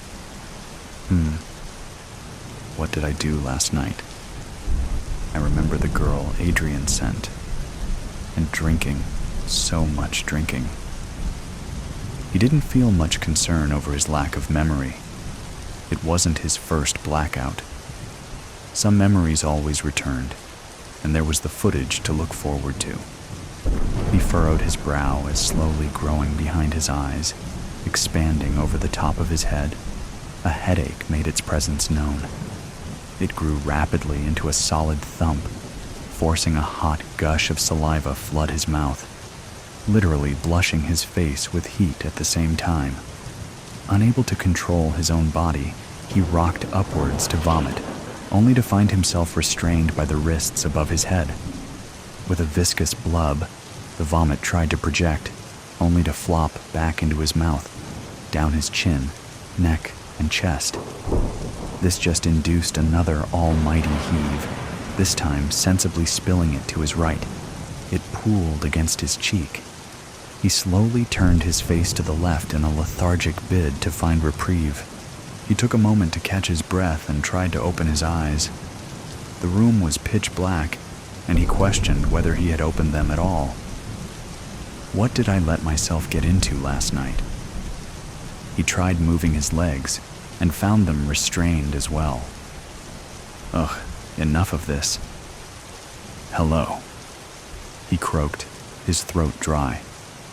The vomit had settled in the wells of his body weight, coating the back of his neck, sticking viscously to his right cheek and chin. He was getting annoyed that the girl had left him like this. He thrashed his whole body in a vain attempt to break out with brute force, to no avail. He just soiled himself even further. Just as he cleared his throat to shout, a stark light flashed on, and a steady, mature female voice spoke. Oh, for fuck's sake. It held no emotion. I guess we'll need to clean this up before we begin. You drank too much. My dosage off. Lundgren tried to get a look at her, squinting his eyes against the light, exacerbating his headache. She was small, no taller than 5 feet, and very slight. Definitely not the girl Adrian sent. He didn't recognize her at all, but only really cared to consider his odds. I have the advantage. I just need to wait. I am going to give you a paralytic I designed whilst doing a job on Io's Gravitech station. It works almost instantly, clears you up, suppresses your emotions, and has no nasty side effects. It requires a continuous dose, though, so I'll add it to an IV. I'll restore some electrolytes while we're at it. He tried in vain to discern a tone in her voice. What do you mean by paralytic? His senses were returning to him, but only just. Did we, fuck or something? I am digging the bondage vibe and the aftercare, but I would like to be untied now. Oh, that's not a very good idea. At least not till you're fully paralyzed. The matter-of-fact tone sent a slight shiver down his spine. And no, we didn't, fuck or anything. The mimicry of his voice we perfect for tone and inflection. I need to clean you up, and to do that, I need to untie you. To do that, I would feel better if you weren't able to move. I trust my logic is clear. Lundgren considered his cool head under pressure a source of personal pride, which is why when panic started to tighten his chest, he was totally unprepared. His body froze as she stepped closer with a needle and IV bag in hand. He had no clue where they came from. It was like they had just materialized. He blinked to clear his vision a bit more, and watched as she deftly penetrated a vein on the back of his right hand with a needle, just as matter-of-factly as her words dug into his heart. She pinned the tube to his wrist with a programmable medi-strap and hung the bag on a hook on the wall. What do you want with me? He asked, craning his head to take a look at his surroundings. It was a stark white room with a titanium water cylinder, a sonic hygiene basin and workstation to his right. The roof was made entirely of large rectangular light panels, and there was an assortment of hooks on the wall. There were no other items in the room. She didn't answer his question. Both the paralytic and IV will take effect soon. Then we can begin. What's the rush? He asked. She smiled softly, locking eyes with him. We're on a schedule. How long have I been out? Oh, about 3 hours, maybe a bit longer. Lundgren noticed the first hint of emotion. Excitement? Just long enough for me to drug you and get you here. I must commend you on your choice of location. Ganymede really has very little law enforcement. Where's Adrian? I don't find this funny anymore. Adrian's busy, and you are right to not be amused. She chuckled. It was soft and deep. Did you know I walked out of that bar with your body draped over my shoulder? I just got into my shuttle and no one said a word. We are on the far side of Ganymede right now, in an uncharted crater. If you wanted to scream, no one would hear you. Lundgren was not ready to accept what he was being told. I call bullshit on that. He even managed a laugh. There is no way you could have carried me out. Look at you. He gestured at her with his eyes only. The paralytic really did work fast. She just smiled. You are understandably confused. I suppose I could clarify by getting to the point. She closed her eyes as if she genuinely considering how to continue. As she opened them, she looked him right in his eyes. I understand all of Earth's troopers are educated on the interstellar murder hobo. Yes. He didn't just know, he was obsessed. What do you know? She asked. Detailed but concise, please. Like reporting to a superior officer, the information spilled from Lundgren. He felt almost eager. The IMH is generally considered to be a multi-generational serial killing syndicate that has been in operation for over 300 years.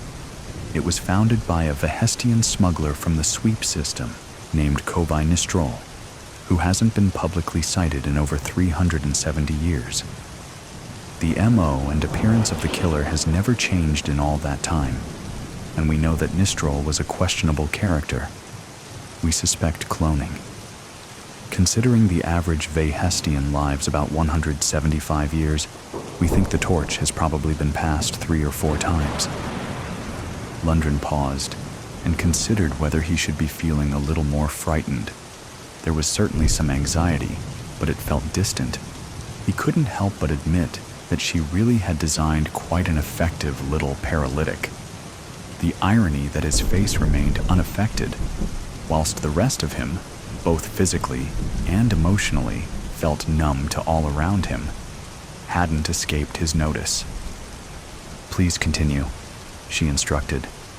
Lundgren didn't know when he had surrendered the intimacy of eye contact. He simply found staring at a ceiling of lights more comfortable. She was on his right, calmly adjusting the bed, holding him prone to a 45-degree angle. Clearing his throat, he continued. Thus far, we've confirmed 715 kills over 67 separate planetary systems right across the Milky Way galaxy. It is the only criminal case that has ever experienced galactic collaboration from all 89 systems recognized law enforcement agencies. The most astonishing fact is, other than the footage, we have literally no other clues or evidence to build a case with. Is that all? She asked quietly. He looked at her through the corners of his eyes. She was over by the water cylinder, attaching a long hose and shower nozzle to a valve on the side. Well, there's a theory that all serial killers want to be caught, but the IMH has proven to be the exception. As I said, 0 sightings. There's never been a more successful criminal syndicate. And their motive? Vengeance. Is there anything pettier? There are several things actually, but continue. He chanced another look. She was adjusting something out of sight on top of the cylinder. The hose hung down the back of her left shoulder. They find people they consider victims whom have been denied justice via official means, and take revenge on their behalf, completely. No one is left to continue the cycle of vengeance. He expelled a sigh that sounded almost like a sob. This will be cold, she said, and turned on the hose without giving him a moment to protest. The water was indeed cold, and he gasped audibly. The pressure was decent for a cylinder setup. Of course, he could only feel that as she blasted him right in the face. Looking down, He could see a clotted, foamy spiral at the bottom as water and vomit drained away to who knows where. She made sure to get as much off of him as possible, even scrubbing his face with a rough cloth. The cold shock was the final catalyst in restoring his clarity. As she shut the valve on the cylinder, the room suddenly became very familiar. He'd just never imagined it from a victim's point of view before. The water cylinder, 5 feet tall, should have been the first clue, but the wide-rigged medical bed, the stark white walls and various fixtures, this was the IMH's killing room. Fuck. He said it with soft resignation, closing his eyes. Alexei? He asked, forcing himself to look at her. She simply smiled. I suppose it's time things got interesting. She tilted her head, not breaking eye contact, and changed into a 9-foot artesian right in front of his eyes. Sporting a full complement of tusks, 4 arms, and thick, motley brown, leathery skin. With 2 enormous hands, she grabbed him by the chest, and with another, she deftly undid the restraints that held his wrists. He couldn't feel them. He simply observed their lifeless flap in his periphery. Careful not to disturb the IV and needle, she gently rested him forward, cradling him in 2 of her 4 hands. Hanging as though over a horse's rump, with his face facing towards the metal floor, he noticed rivets. With a free hand, she flipped the valve back on, and he felt the cold water blasting the back of his head. She made sure to get every last scrap of mucus, alcohol, and tiny chunks of stomach lining from his hair. He heard the telltale pattering of water blasting plastic as she cleaned the bed. Once done, she pinned him back against it and quickly lowered him into a horizontal position. She morphed back into her previous form. She wasn't young, but he couldn't fathom any sort of age in her either. She was certainly beautiful. She proceeded to gently tie his wrists back up above his head. It took the lock clunking loudly into place that brought him back to his senses, just enough to ask, "What are you?" "I am glad you asked." She wasn't looking at him, preoccupied with returning the cylinder and hose to their original places. "I am a changeling." "Impossible," he scoffed. "Possible," she challenged. "What did you just see?" As she spoke, she had moved over to the sonic hygiene basin and was fervently cleaning her arms and hands. The changelings from the Alpha Centauri system were all exterminated nearly 400 years ago. It was the only mass-sanctioned genocide, with a full vote from 89 out of 90 planetary systems. A vote held without our system, within which we lived peacefully among 3 other sentient spacefaring species. Most of them died with us, did you know? Only the fractions off-planet were spared. They are still trying to rebuild. Except for the changelings, who were all confirmed as being on-planet within the Alpha Centauri system at the time. How did you survive? I had been abducted by a Hestian smuggler from the sweep system prior to your destruction of our system. I must have been given up for dead when I didn't return during the summons. She closed her eyes briefly with a pause, then continued. I certainly felt the yearning to return. It was incredibly painful.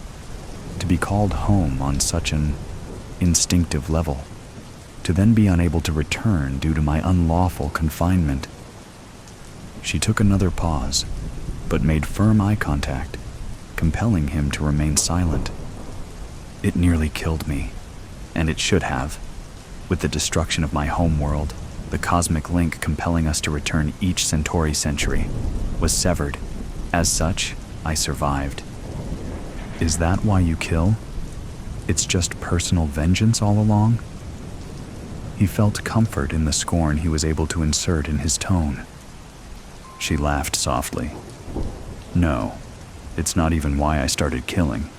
That honor rests with the smuggler who repeatedly raped me every night for 12 years. which was how long it took me to build immunity to his variety of custom sedatives, by the way. He was guilty of other crimes, but I digress. I slowly tortured him to death, probably 9 years after being severed from the link. "Why do you kill then?" he asked as she removed the Medi-strap and IV with ease, stowing it out of sight. "The effects of the paralytic will wear off quickly." She continued without a pause.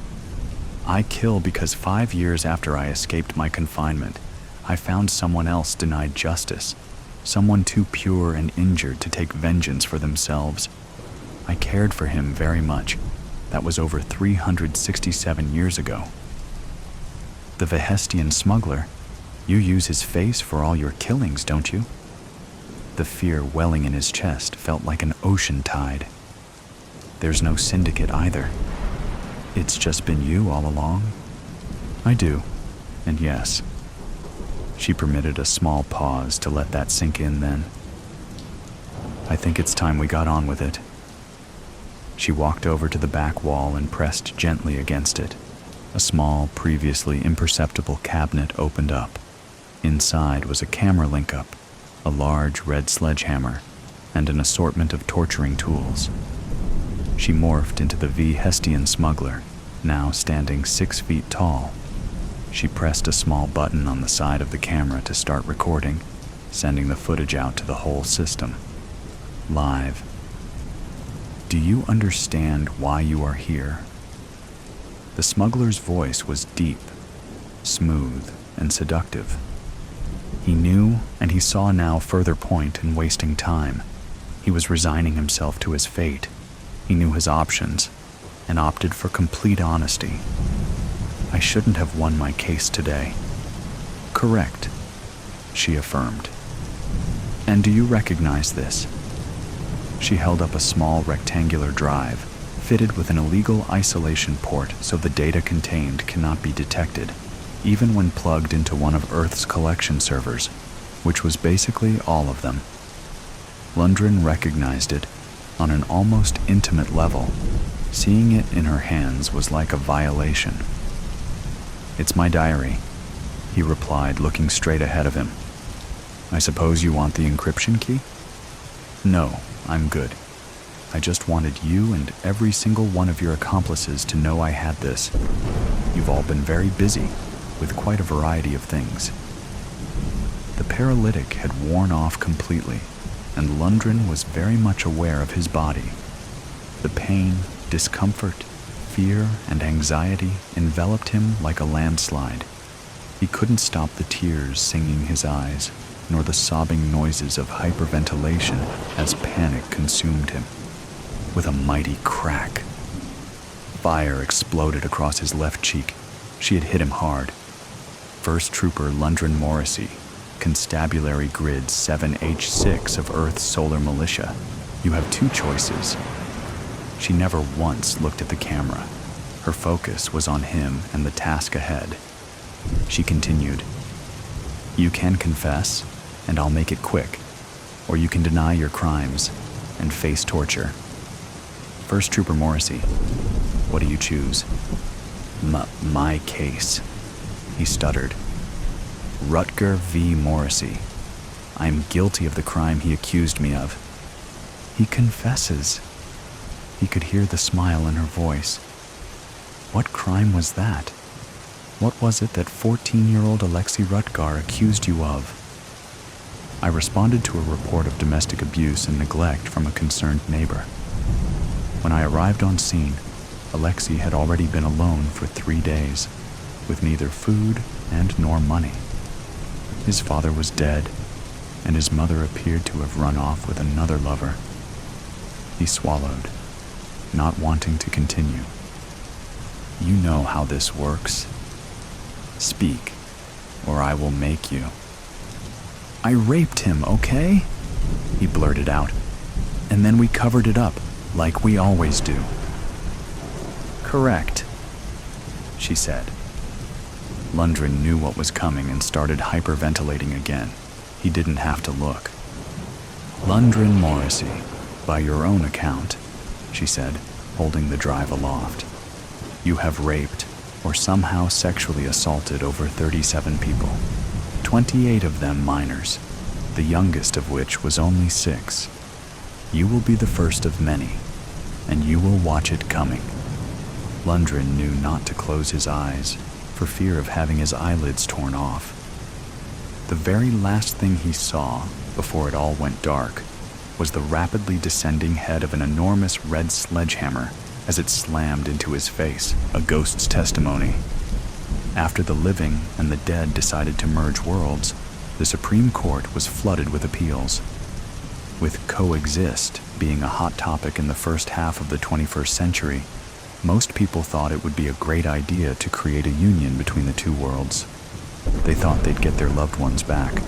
They thought they'd get access to generational wisdom from their deceased elders back, and perhaps some old family recipes could finally resurface.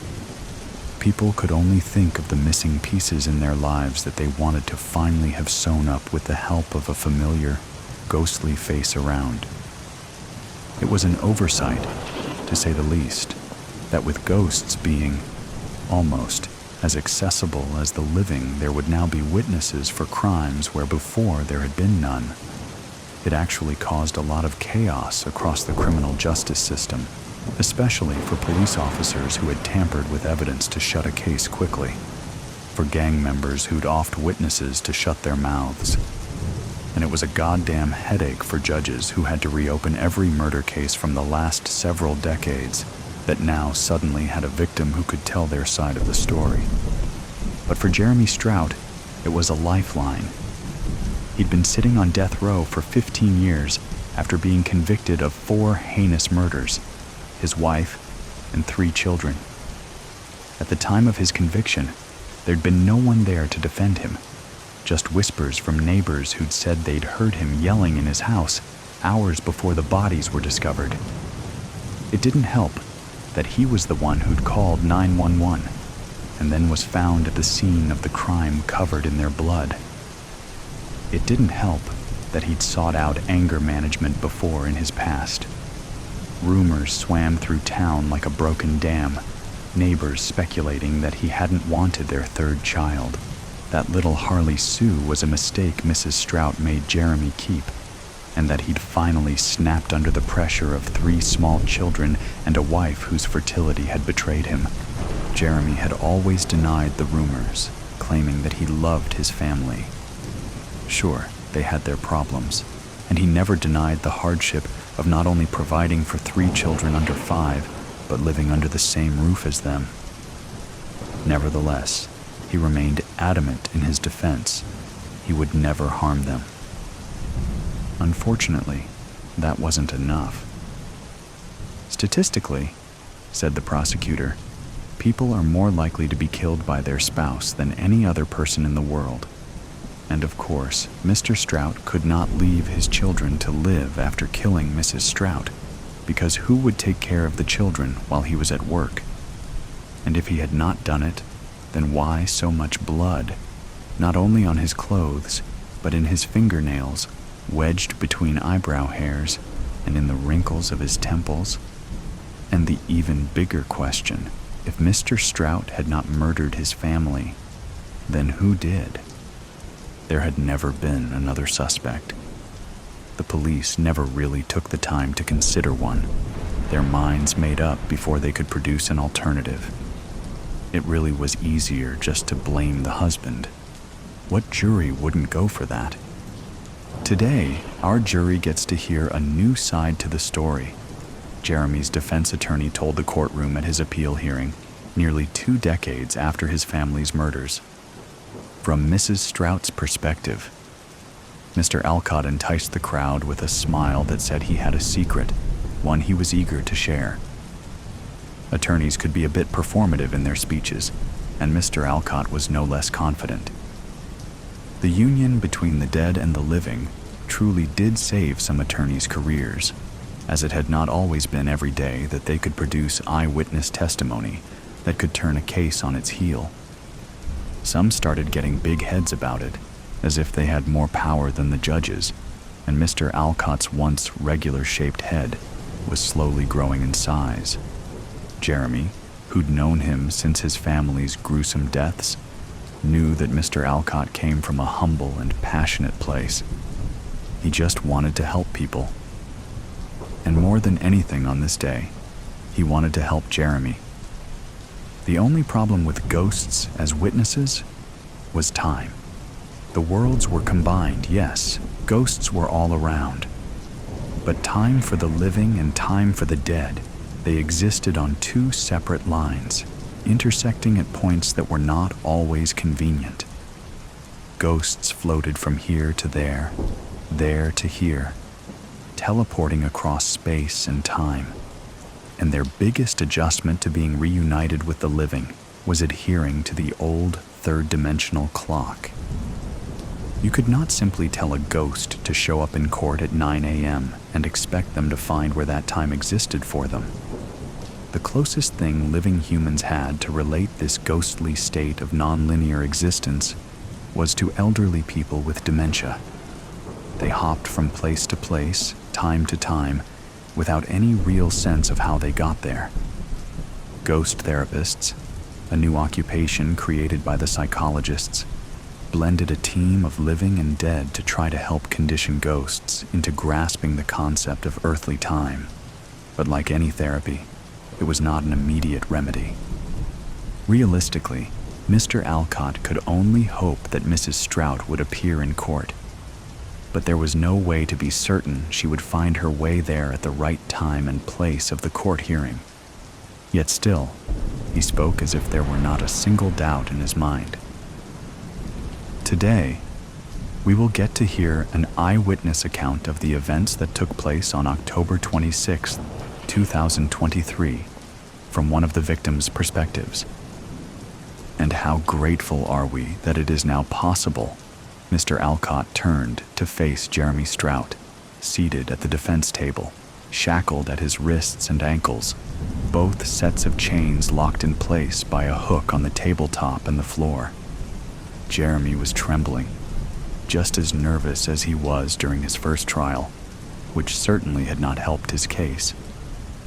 He tapped his feet anxiously, and Mr. Alcott took his seat beside him. "Don't you worry, Jeremy. I've spoken to Mrs. Strout, and I know she wants to be here. She feels just awful that all of this has fallen on you. I have no doubt she will find her way here, even with those kids of yours keeping her busy. Who'd have thought dead kids could still be such a handful?" "Ah!" Jeremy didn't laugh, so Mr. Alcott cleared his throat. "She's got a wonderful therapist, Jeremy. They've been working really hard on timeliness so she can be here for you today. He's the best therapist around. He worked so hard when he was alive it nearly killed him. Ha, ha. But really, it was the alcohol that did it." Despite Mr. Alcott's poor humor, his assurances did give Jeremy hope. After all, that was all he had left. The courtroom remained mostly silent as the hours carried on, everyone waiting, now accustomed to the concept of ghostly testimonies, and also of their inability to make prompt appearances. If people had thought court cases dragged on before, waiting on a dead person to show up had made the old ways seem swift. Every so often, as the clock ticked, a ghost would find themselves in the pews alongside the other patient attendees, causing a stir in the crowd. An elderly man piped up around the second long hour, reminiscing. "I remember when they built this courthouse in 1949. Apparently, he had been a little boy with a dream of becoming the president one day. At the time, fascinated by the building's exterior columns and interior mahogany. On the third hour, a child ghostling chased a ball around the courtroom, giggling about how his dad used to work upstairs. On the fourth hour, a former janitor peeked his head in to see if the garbage needed to be changed. It was the fifth hour when the judge, who had spent nearly all of the hours engrossed in a book, announced that if Mrs. Strout did not find her way here in 10 minutes, her testimony would have to be rescheduled and the court would be adjourned. Jeremy's foot resumed its tapping. Mr. Alcott nudged him, winking. "She'll be here."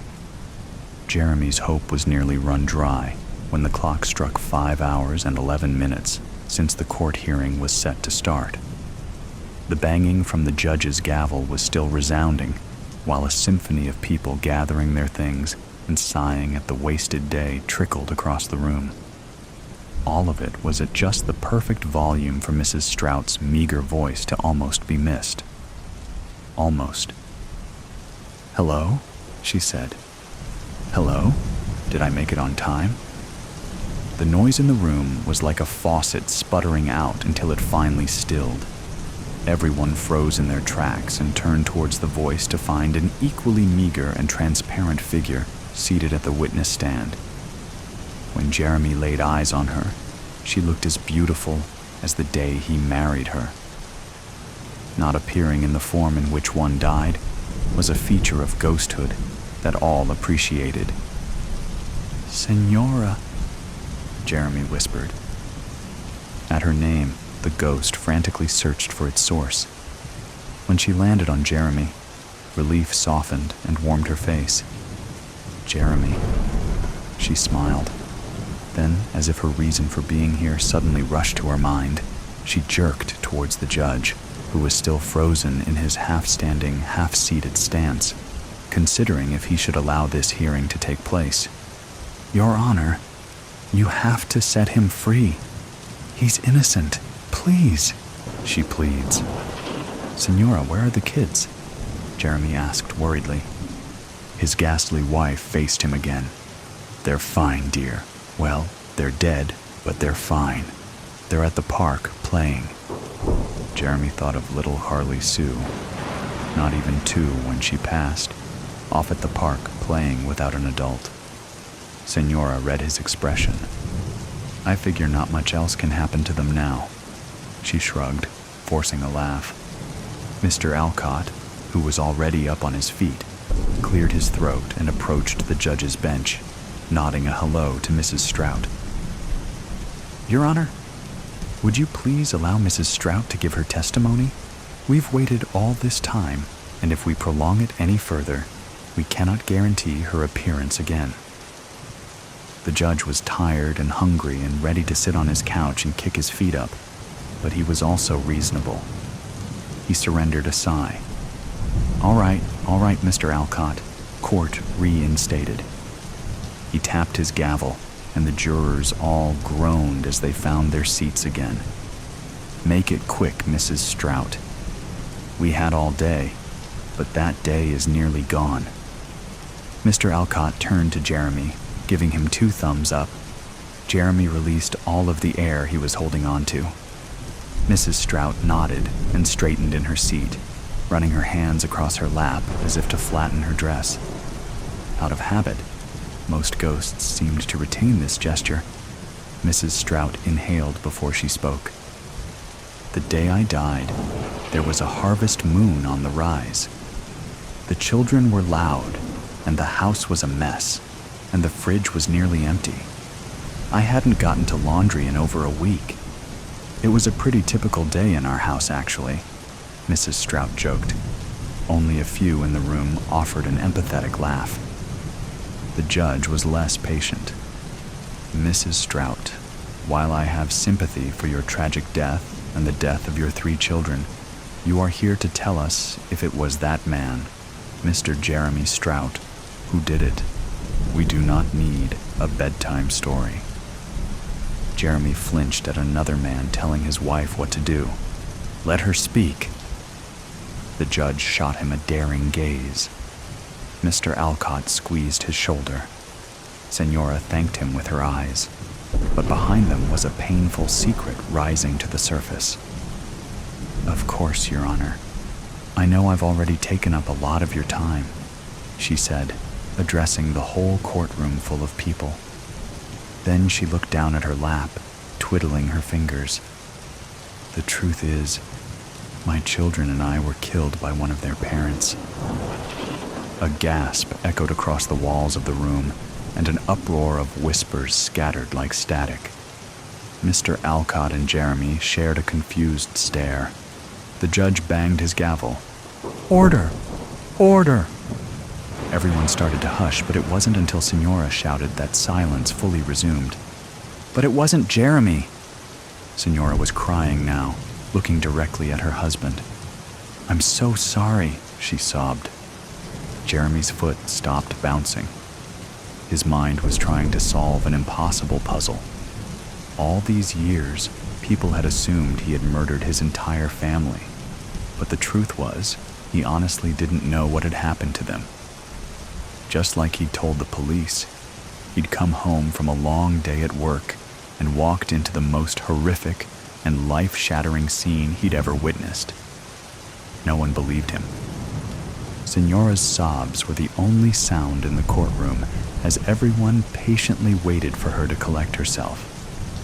Thankfully, Kleenex had developed a ghost-friendly facial tissue, and one of the guards brought it over to her.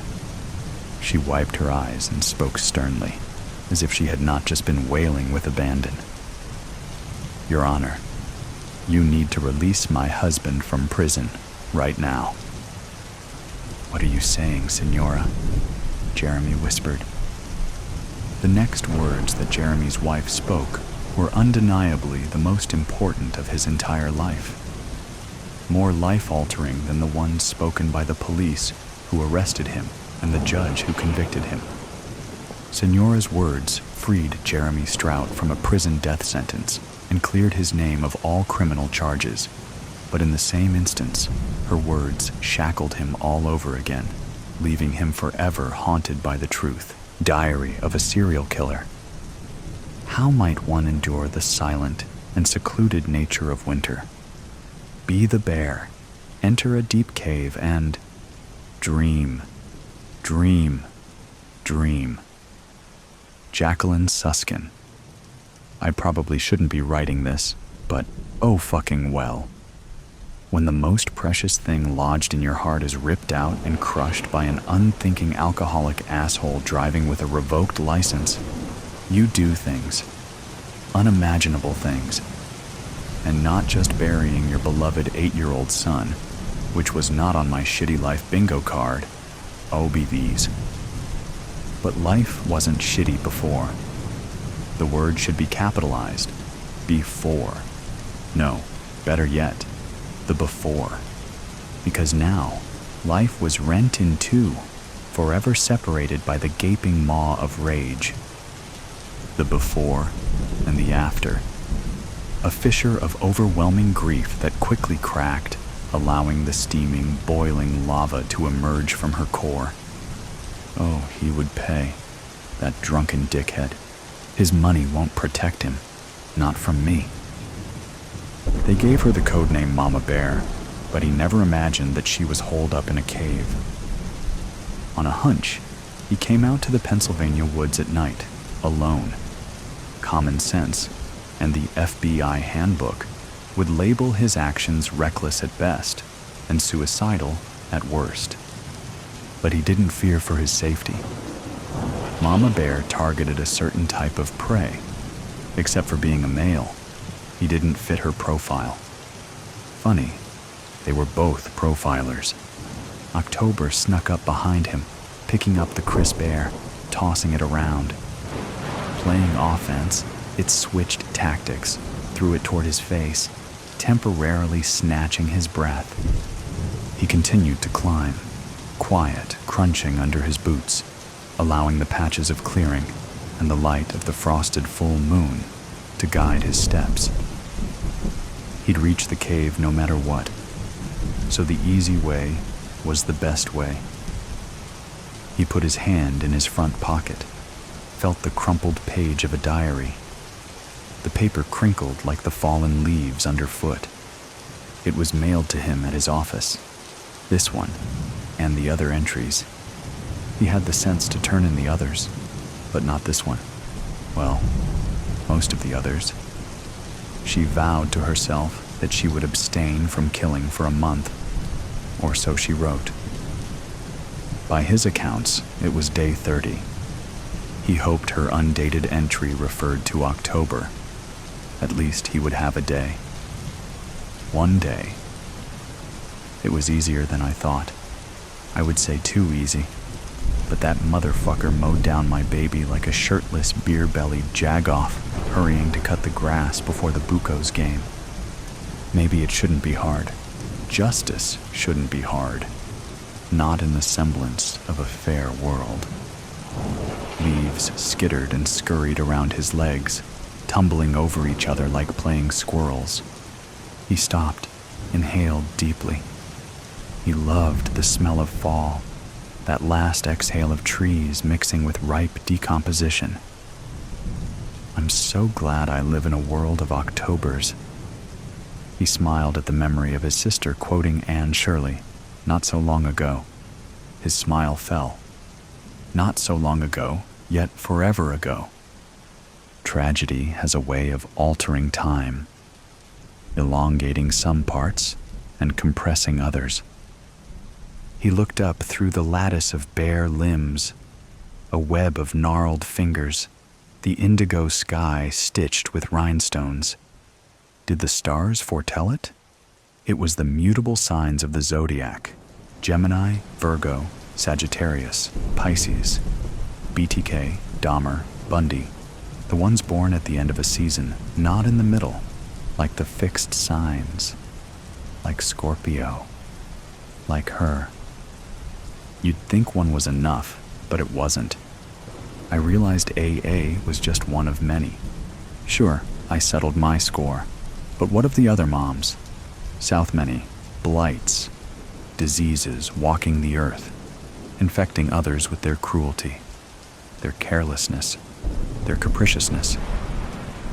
Someone had to bring order, just like Melville Dewey did to book classification. 000 to 999. He considered turning around to walk back down the hill. He turned, but didn't move. In the distance, the twinkling lights of downtown Pittsburgh weaved a terrestrial constellation of bridges, one-way traffic, and sundry skyscrapers. The Steel City, just like its people, metal backbones, gritty guts, and honest hearts. He craved a sandwich from Primanti's. Any sandwich. That was the last time he saw her. At Primanti's. The original one. He wasn't one to second-guess himself. His mom drummed it into their heads from the cradle. Trust self first, last, and only. First, last, only. Thanks to the internet and social media, it's not hard to find someone, or their misdeeds. What was once relegated to a diary like this is now vomited onto Twitter, Instagram, Facebook, and YouTube for all to see. Many lap it up, probably because it makes them feel less uncomfortable about their own stupid decisions and meaningless lives. Here for the mindless braggart. Many blowhards make for less research when it comes to this side gig. He cracked his neck, onward and upward, one foot in front of the other, crunching leaves, whipping wind, snapping twigs. Up, up, up he climbed. He was getting close. His hand reached towards his front pocket. Again. He read the page dozens of times, just like the rest. He couldn't help it. Just touching the decal-edged diary page brought clarity and understanding. He had to find her first. Could it be that easy? I think this might be my last entry. I knew it was a bad idea. No, make that bad idea, to write things down. But writers write. Fish swim. Birds fly. Dogs bark. Writers write. And mama bears? Well, unless you're bent from birth, looking at you, mutable signs, no one sets out to be a killer. Or, as I like to differentiate, a remover. Scrooge, or Dickens, had it partly right. Decrease the surplus population. He just needed to add of assholes. Decrease the surplus population of assholes. Dangerous, foul, hollow assholes. He neared the ridge. He was getting close. He pulled out the wrinkled diary page. He couldn't help it. The moon illuminated the page, but he couldn't make out the words. Strange glyphs, occultic squiggles, just like those found on the astrological charts she used to interpret. Meaningless symbols to the untrained eye, but metaphysical gold to the mystic. He didn't need to be able to read the entry. He had it memorized. The cave. He could see the entrance. Dark, yawning. An inky maw, just like her rage. He reached into the other pocket for his flashlight. She beat him to it. Her flashlight shone on the ground ahead so as not to blind him. Hey, sis. Hey, bro. What took you so long? The thumping. The museum's intercom crackled on with train station static. Hello, Norville Museum. I ducked at the sound, trying to escape it, cracking my eardrums. He spoke fast, like a sports announcer, at the most critical part of the game. Welcome to your nightly broadcast from your favorite night guard. As always, we must get the boring things out of the way before we have some fun. His voice trailed up and down with the meter of a radio host. It was well practiced. If there is any other human in this fine establishment other than your Steve and Linda, remember, you are stuffed. If there is anyone else here, you will be arrested, and you could be charged with robbery as you are on the premises 30 minutes after closing. He sounded way too excited for his long night shift.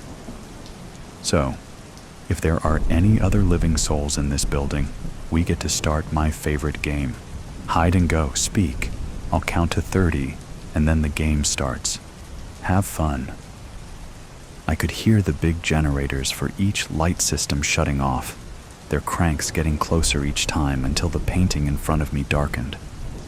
As my eyes adjusted to the dim light of the exit sign, his words started to set in my head. You will be arrested. I couldn't be arrested. Not again. And especially not with robbery charges. Over the still air, a whistle was carried from deep within the museum. It tickled my ears with its swinging tune. With the lightest footsteps I could make, I reached the exit sign. Touching the cold metal made my hair stand on end as I gently pressed on the long bar until a loud click crashed through the room like a cymbal. The whistling stopped, and the silence became much louder. I looked around frantically, removing some of my precious light as my hair whipped around my face.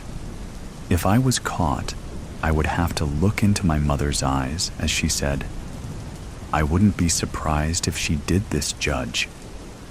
I couldn't hear that again. My eyes caught a big pot in the middle of the room. It was decorated with strips and little dancing people moving across the two-dimensional plane. As carefully as possible, I opened the lid and slipped my first leg into it. My footsteps sounded like a gong as I put my second in and slipped my body past the hole into the pot. Once the lid was over my head, I was in total darkness. Not even putting my hand in front of my face would give my eyes information. My breathing sounded like it was through a megaphone as it rose up and down, breathing in the clay, which was probably hundreds of years old. I tried to close my eyes, even though it changed nothing, and think about something other than where I was. The more I thought, the more my breathing sounded like it was coming from a tornado. My wind created gale force winds faster as I felt water drip onto my folded knees. My mind raced almost as fast. A thumping started to grow louder. At first, I thought it was from outside that he had found me. It kept getting faster, like he was running in place right outside my pot, teasing me with the promise of captivity, playing with me, just like his stupid voice played up and down like a carousel. I put a hand over my mouth to quiet my breath. Thump, thump, thump, thump, thump, thump. Over and over, like an incessant heartbeat, his feet went up and down and up and down. For minutes, his feet went on, just right outside my pot. The drips on my knees were getting bigger and more frequent, adding another sound to my existence. At any moment, he could just open the lid and get this all over with, but he was choosing to mess with me. Thump drip, thump drip, over and over, faster and faster. I couldn't control my breath, and what did it matter if he was going to torment me? He knew I was there. All he had to do was open the lid and let the red light in. Let it flood in and wash over my face like a river, rinse away the guilt for just a brief moment. Instead, he chose to mess with me. He chose to step and step just outside my reach. I could barely control myself. I started to rock back and forth, and with me, the pot. Thump, drip, clang, thump, drip, clang. I couldn't do it again. I didn't want to do it again. But when if he opened that lid, I would have to. He deserved it for stepping over and over. His never ending. Thump, thump, thump. My legs started to tingle with anticipation. I could feel the adrenaline pumping through my veins. My breath got faster as I stared at where I guessed the lid was. My pot rocked back and forth with me, getting ready for his fly-like hands to lift the lid.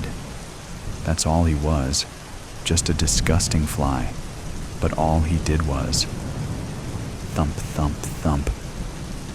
I felt even more adrenaline burst through me as the rocking got faster, my breath got faster, and his shoes got faster. I have to. He'll get me if I don't. I have to. Rung through my head as the thump, thump, drip, thump, thump, clang rang on. A new sound sounded as a voice called out from the other side of the pot's walls. "Hey!" Another shot of adrenaline cracked open like lightning, and I could feel my legs practically vibrating from the sound. The thumping from his shoes meeting the hardwood floor, my breath at record-breaking speeds, the rocking only being contained by my leans, and drip dripping that reminded my legs to be ready. I want to do it again. I leaped out of the pot before his hand touched it. My head was buzzing with sounds, screams, thumps, tears, and then more screaming. Sounds of teeth on flesh and nails on muscle rang out throughout the silent museum like the most beautiful symphony. Thumps of bodies slamming on the ground, drips of ruby blood, and winds cut from hands, swatting me away.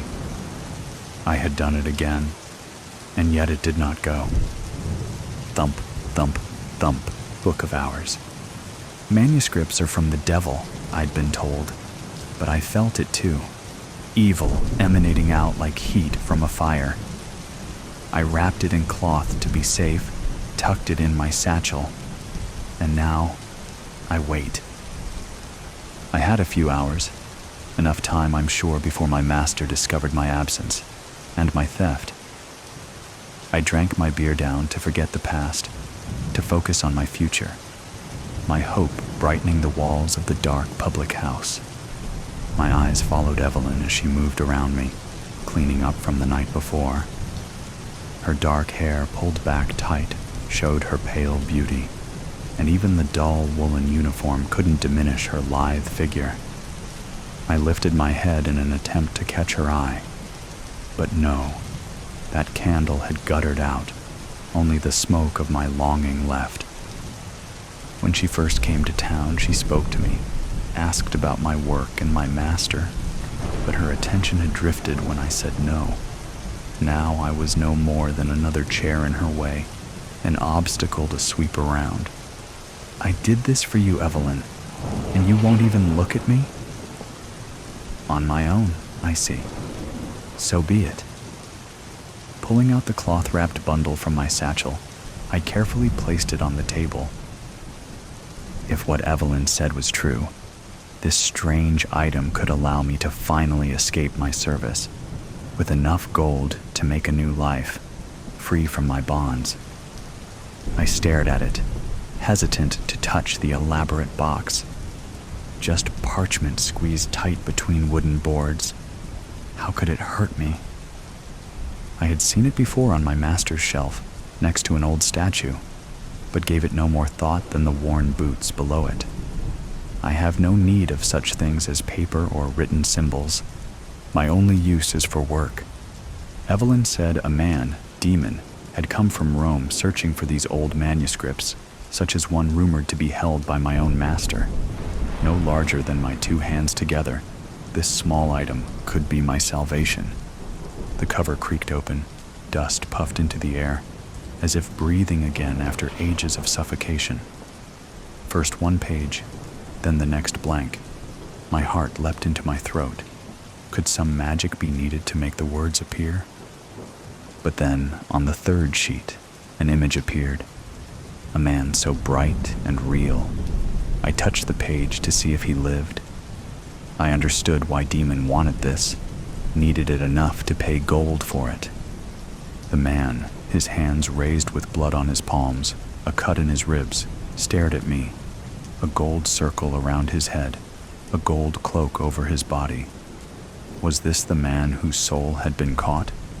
Half the page and the next were filled with black marks in dense flowing lines. They seemed to move as I looked over them, as if these lines were fighting to be released from the page. A black dread flowed down my back. Have I released some demon by opening his cage? My blunt and scarred fingers moved along each, following these strange markings. A hand on my shoulder. You did it. I turned to see Evelyn behind me. I hoped you wouldn't. What? My confusion intensified when she looked down into my eyes. Deep pools of sadness. If this goes well, I'll have gold. My lips quivered, matching the tremor of my heart. We can leave together. Poor boy. Her hand touched my face. The blaze in her eyes lit a fire in me, illuminating a future better than I could dream. I wish it could be so. Her eyes closed. Yes, if after, meet me outside. I grabbed her hand, kissed her fingers. We'll leave this town together and live free. Evelyn bent down. Her lips met mine, just an instant. Her warm touch an eternity of bliss, sparking lighting through to my toes. Then she looked up at a sound and stepped away. The door stuttered open, and a man spilled in with the morning light. I felt Demon before I could see his face, a cold frost flowing into the room. A narrow stick of a man. His over-large head bobbed on a narrow neck, hair fine, matted to his temples, with a few strips reaching down his jaw. He clutched his cloak to his chest with thin arms, like crooked branches. Glasses perched at the end of his long pointed nose, a sparrow hanging on for dear life. He moved without effort, as if he floated instead of walked. Demon nodded to Evelyn, waved toward her with two fingers. Dark, cold spots of light peered out under heavy brows. Eyes like a wild beast with no soul, and I feared him like no other man I had ever met. He smelled of mold and dust, an odor of death that sent the hair on my neck lurching from my body to escape. Long, thin fingers danced on the table, blackened nails clicking against the wood. I had heard of these scribes, men who trapped words on a page with strange magic and a feather. What mysticism did they practice? What knowledge did they deal in beyond my ken? I eyed him warily. That knowledge stuffed too tight, a too full sack could explode, destroying him and anyone around him. Do you have the gold? I whispered, keeping my head low. A cough, dry and hoarse, escaped his lips, like a death rattle. I feared for his health, but at his crooked grin, I recognized it as his laugh. Evelyn brought 2 ceramic cups of black beer, along with a metal platter laden with apples, dried meat, and cheeses. Demon's hand brushed her leg, up to her hip, lingering. I didn't understand how she could stand the touch, but her body stayed still, though her eyes looked away. "See, I have the monette." Demon's face fell into a sneer. His words had a strange, foreign lilt that grated on my ears. A cloth bag landed with a heavy clink on the table, the sound of my future. Evelyn had spoken the truth. I suddenly saw our life together, our horses in the green pasture, prancing in front of golden fields of wheat. Evelyn stood at my side, holding a draught of beer for me and my pipe. Our young children laughing around us. I tried to count their little heads. Were there 8 or 10? "You have il manoscritto?" Demon interrupted. I looked around the empty room before I placed the bundle on the table. I felt lighter having passed it on. His hands paused in midair when the cloth fell away.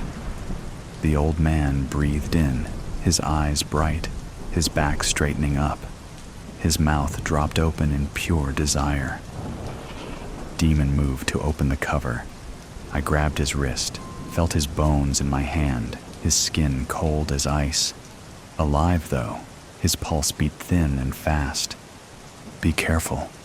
The man, he's awake." "Questo è il mio lavoro." Demon spoke, low and dry as a desert wind. "This is my life's work."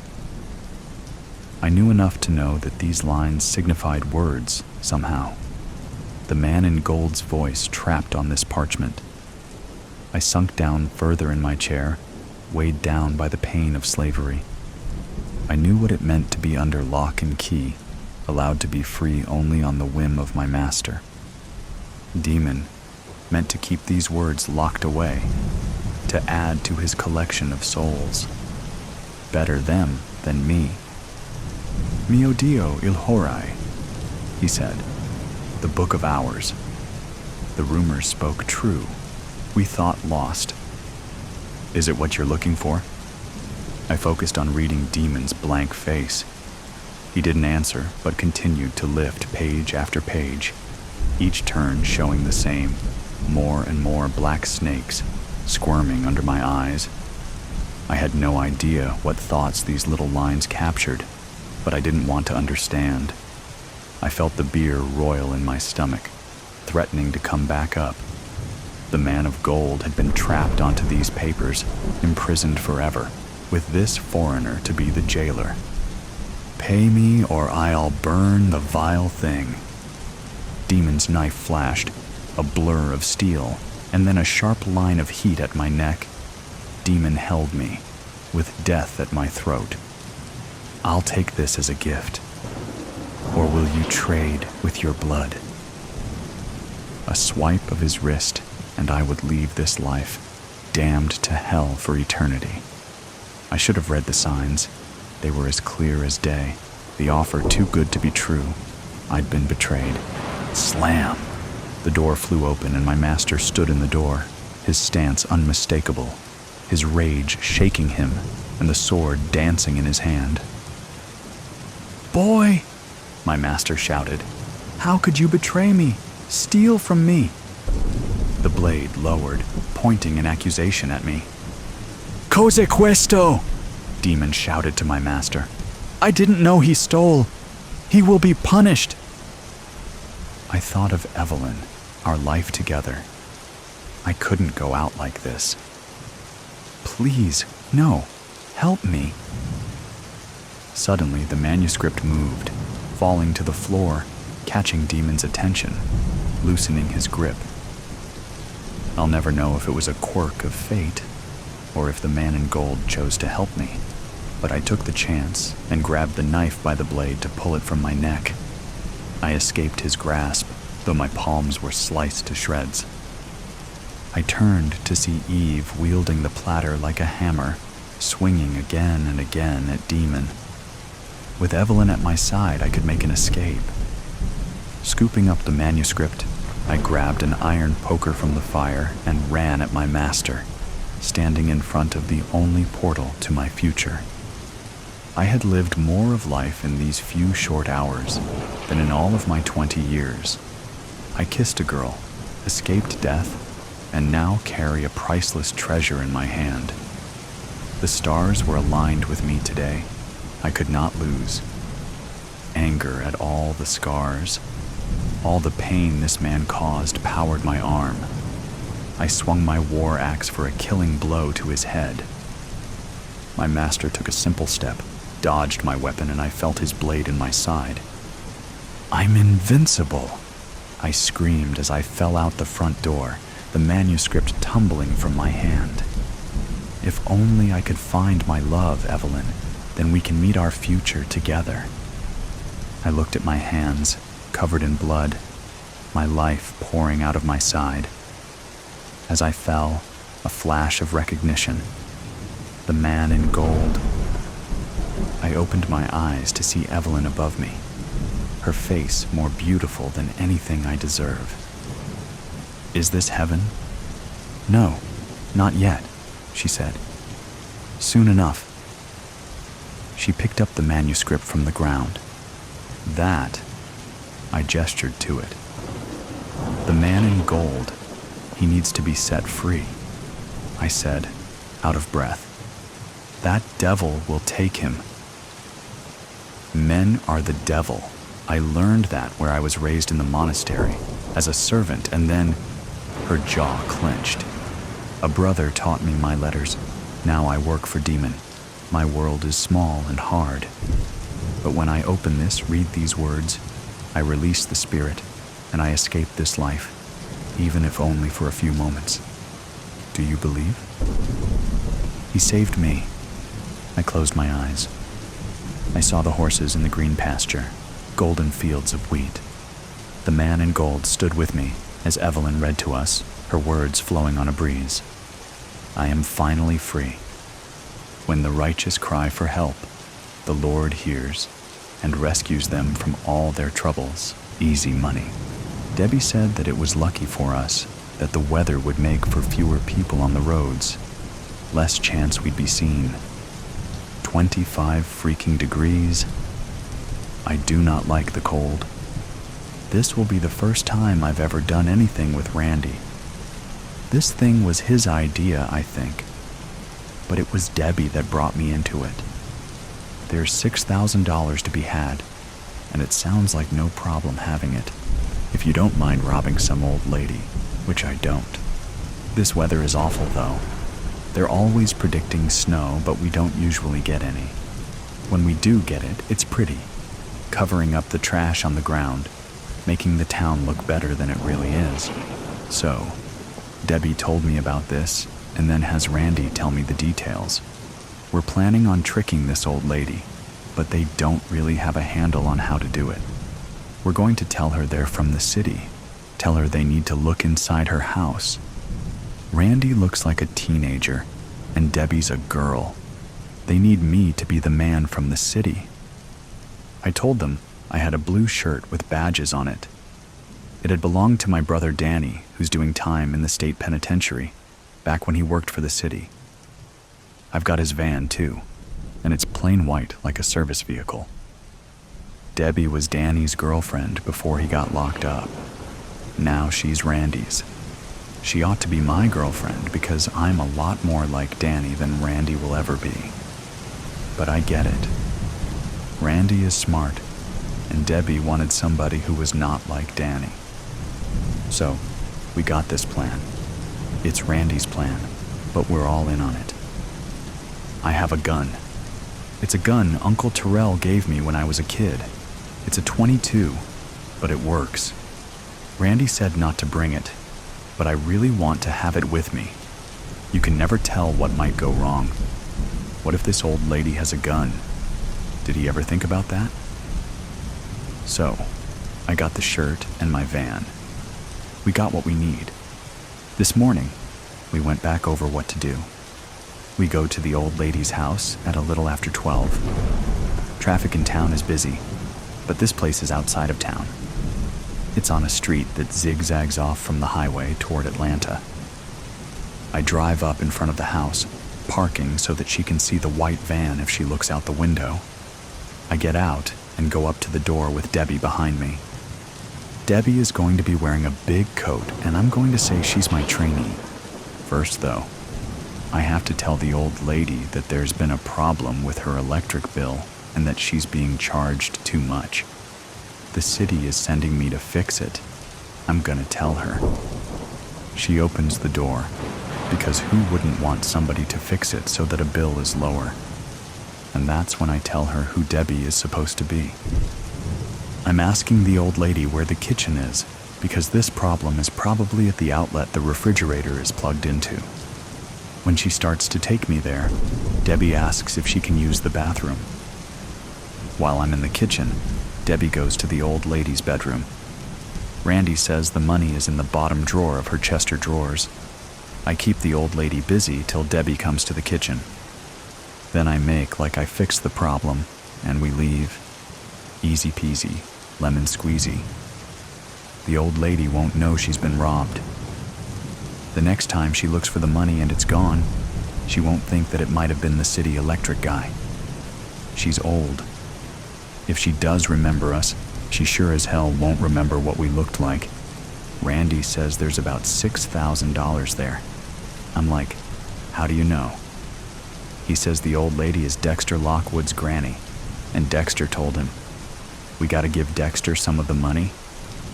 Randy says no, that Dexter is stupid, and just told this without thinking up the plan himself. Randy is staying in the van while Debbie and me go inside. With the weather as cold as it is, it wouldn't be a good idea to turn the thing off and just hope it will start when we get back. It's usually reliable, but in this weather, I don't know. I'm leaving it running with Randy inside, out of sight, and damn, it is snowing. So, I drive a little slower on the way, looking around to see how many cars are out, and since the snow just started, there's quite a few. We get to the house and it's not what I was expecting. I thought it would be something pretty nice, but it's not. It's a little bit bigger than the shotgun houses in Milltown, but not by much. There's a carport full of junk and the Plymouth in the driveway looks like it hasn't moved in a while. I asked Randy if he was sure this was the place, and he said that he was. I parked on the street and looked over at Debbie. She's a pretty girl, but the kind of pretty girl that knows she's pretty. The coat she was wearing had a fur collar that she pulled up to cover a good bit of her face. She said, "Here we go." Part 2. Debbie. When Steve pulled up in front of the house, I could tell that he was scared, and it wasn't just because of the snow. He was dim in the head like his brother Dennis, but Dennis wasn't scared of anything. That's why he was locked up. A little bit of scared can be a good thing. It keeps you from being foolish. Randy and I had gone over the plan a good bit before we got Steve involved. He had the shirt and the plain white van. He was too dumb to send in alone. Somebody needed to go with him to be sure he didn't screw it up. While we're going over the plan, Steve started talking about having a gun he wanted to bring with him. Randy said no. A gun would change all of this. We would go from basically pulling a scam to maybe getting charged with assault with a deadly weapon of an old lady. I'm scared that Steve brought it anyhow. So, it's below freezing, and the snow has started to stick. I didn't say anything though. We needed to be focused on what we were doing because this was $6,000. 2 for each of us. I could last 6 months on $2,000 if I was careful. And I was careful. I'm not mentioning that until we get this done. I want my money, and then I'm done with Randy, and with Steve, and with Dennis. When he stopped the van in front of the house, I could see Steve starting to freak out a little. I didn't want him to spend too much time thinking, so I just looked at him and said, "Here we go." I got out of the van and started around. Randy got in the driver's seat. We went to the door and knocked. The old lady opened it right away, like she had been standing there waiting for us. She's tiny. I mean, I'm only 5'2" myself, but she's shorter than me. A tiny little old lady. "Can I help you?" Steve stutters a little, but manages to say, "We're here about your bill. Has it been too high lately?" "What bill?" she says. "The electric bill," he says. "Has your electric bill been too high?" "It's high," the old woman says, just like any other old woman would have said about any other bill. The old lady is tiny, but she's mad, staring at him right in the eye. "Let me come to your kitchen," Steve says. "I can show you what the problem is." "I need to go to the bathroom," I say, but the old lady doesn't hear me. The old lady looks at me and says, "They got to send 2 of you to look at it?" Steve is in over his head. "Let me come to your kitchen," he says. The old lady's hackles are up big time, and I can see she's not scared. She knows we're trouble, and she's not going to let us in. I say again, "I need to go to the bathroom." "I can show you where the problem is, and I can fix it and save you some money," Steve says, and he sounds desperate saying it. I could see where this was heading. She would slam the door and call the police, and even if we didn't get caught, there wouldn't be any money. That was for damned sure. I shoved past Steve and pushed the old lady backwards. I thought she would fall, but she didn't. She staggered a step, and I was inside. I spun her around and pushed her face first into the sofa. I didn't want her looking at us any more than she already had. I could hear Steve snatching drawers open in the next room.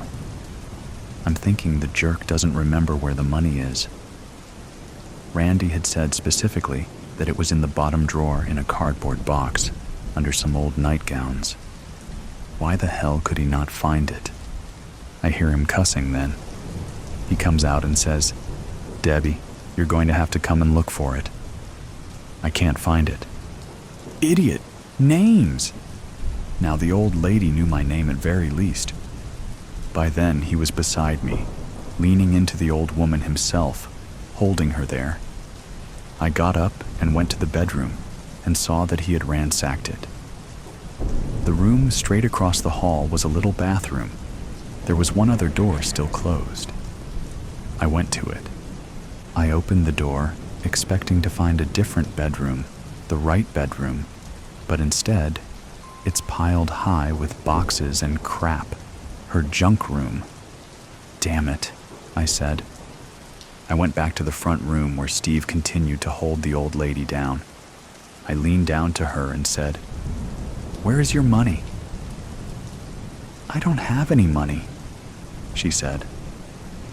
Steve started to let her up, and it made me so mad that I slapped his head. He leaned back into her. "You do.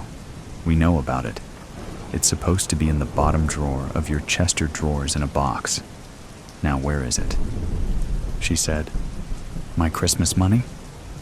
"Yeah," I said, wondering if she thought we wouldn't take it if she called it that. "It's gone. I spent it." Now I was mad. How did Randy get such bad information? What the hell were we going to do now? Finally, I said, "You must have started saving up again for next Christmas. Where's that at?" "In my sewing room," she said. I didn't say anything to that. "The sewing room," she said. "I heard you opening doors. I know you went in there." "The room with the boxes?" "Yeah, I keep it in one of the boxes in there." "Which one?" She started describing where it was, but I thought there was no way I was going to go in there and find it, even with her description. There was crap everywhere in that room. "Bring her down here, Jeff," I said, heading down the hall and expecting Steve to understand that I was referring to him. Again, it took 2 beats for him to catch on. He held the old woman by the back of her neck, pushing her in front of him. I pulled my coat up high enough that she couldn't get a good look at my face. When she got inside the room, she went to a stack of boxes and moved them around, finally pulling out one that looked, to me at least, like every other box in the room. She fumbled and opened it as we stood behind her. Part 3. Randy. There was supposed to be $6,000 in the box. If anything, I thought there might be more. I told Debbie about it, hoping she could talk Steve into doing the actual theft. Her idea was better because she knew about the official-looking shirt. I didn't want to deal with Steve. He was stupid. This needed to be simple, not simple-minded. Debbie planned it well. None of us knew how the weather would be that day. The temperature had been around freezing for a few days. Then it dropped into the 20s, and then it started to snow. I thought about calling it off, but I didn't want to lose Steve. We could do this. Debbie had Steve practice everything he was going to say and do. She walked him through it over and over, until we were all bored to death by it. The main thing was to say he was from the city, and that there was a problem with the electricity, and he could fix it and save her money. Once they were inside, the whole thing would take 2 or 3 minutes. I thought the shirt would be enough to make Steve look like a utility worker. It wasn't. He looked like a doofus wearing a work shirt. It was too late for me to say anything to him or Debbie. We were committed to the plan by then. I looked at him and wanted to ask if he had brought his little gun with him, but I didn't. I just wanted to hurry and get this over with. When we got there, Steve is like a raccoon caught in a car's headlights, and I think, damn, we are done for. I thought about pulling the plug, but I didn't. I should have, but I didn't. Debbie came through, getting him out of the van and headed toward the house. I watched them till they got to the door, and I realized how much snow had fallen. Maybe 5 minutes passed before I heard the gunshot. That son of a bitch had brought a gun after I told him not to. He fired again, and I thought, dumb bastard has killed her. I was already out of the van, which I had left running and with the door open, and was running toward the house. I can hear Debbie crying, and I know it's because she just watched that fool kill the old woman.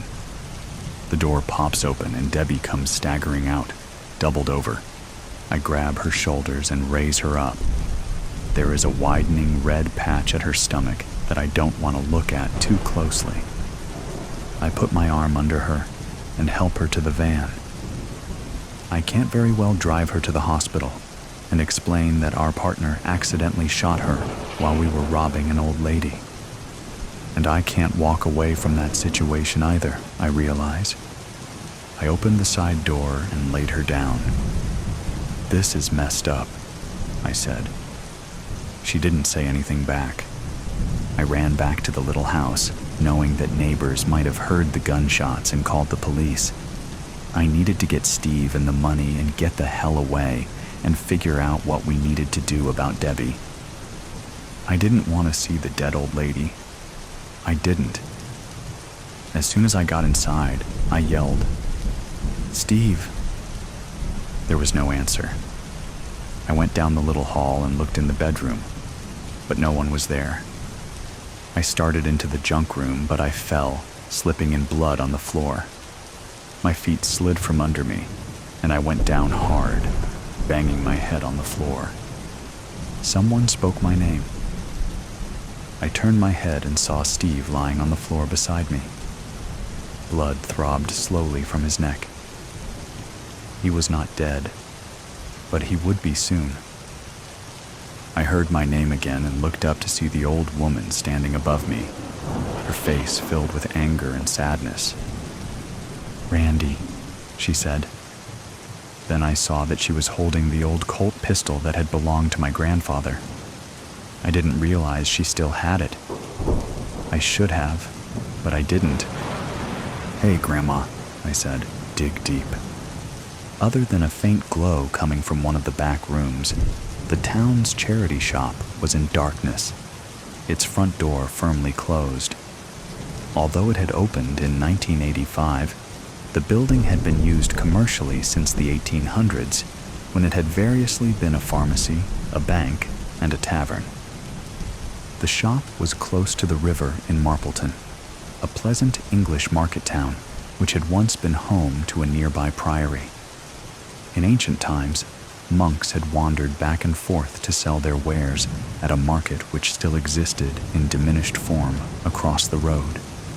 Regulars were now peering through the shop window, but the main lights stayed off.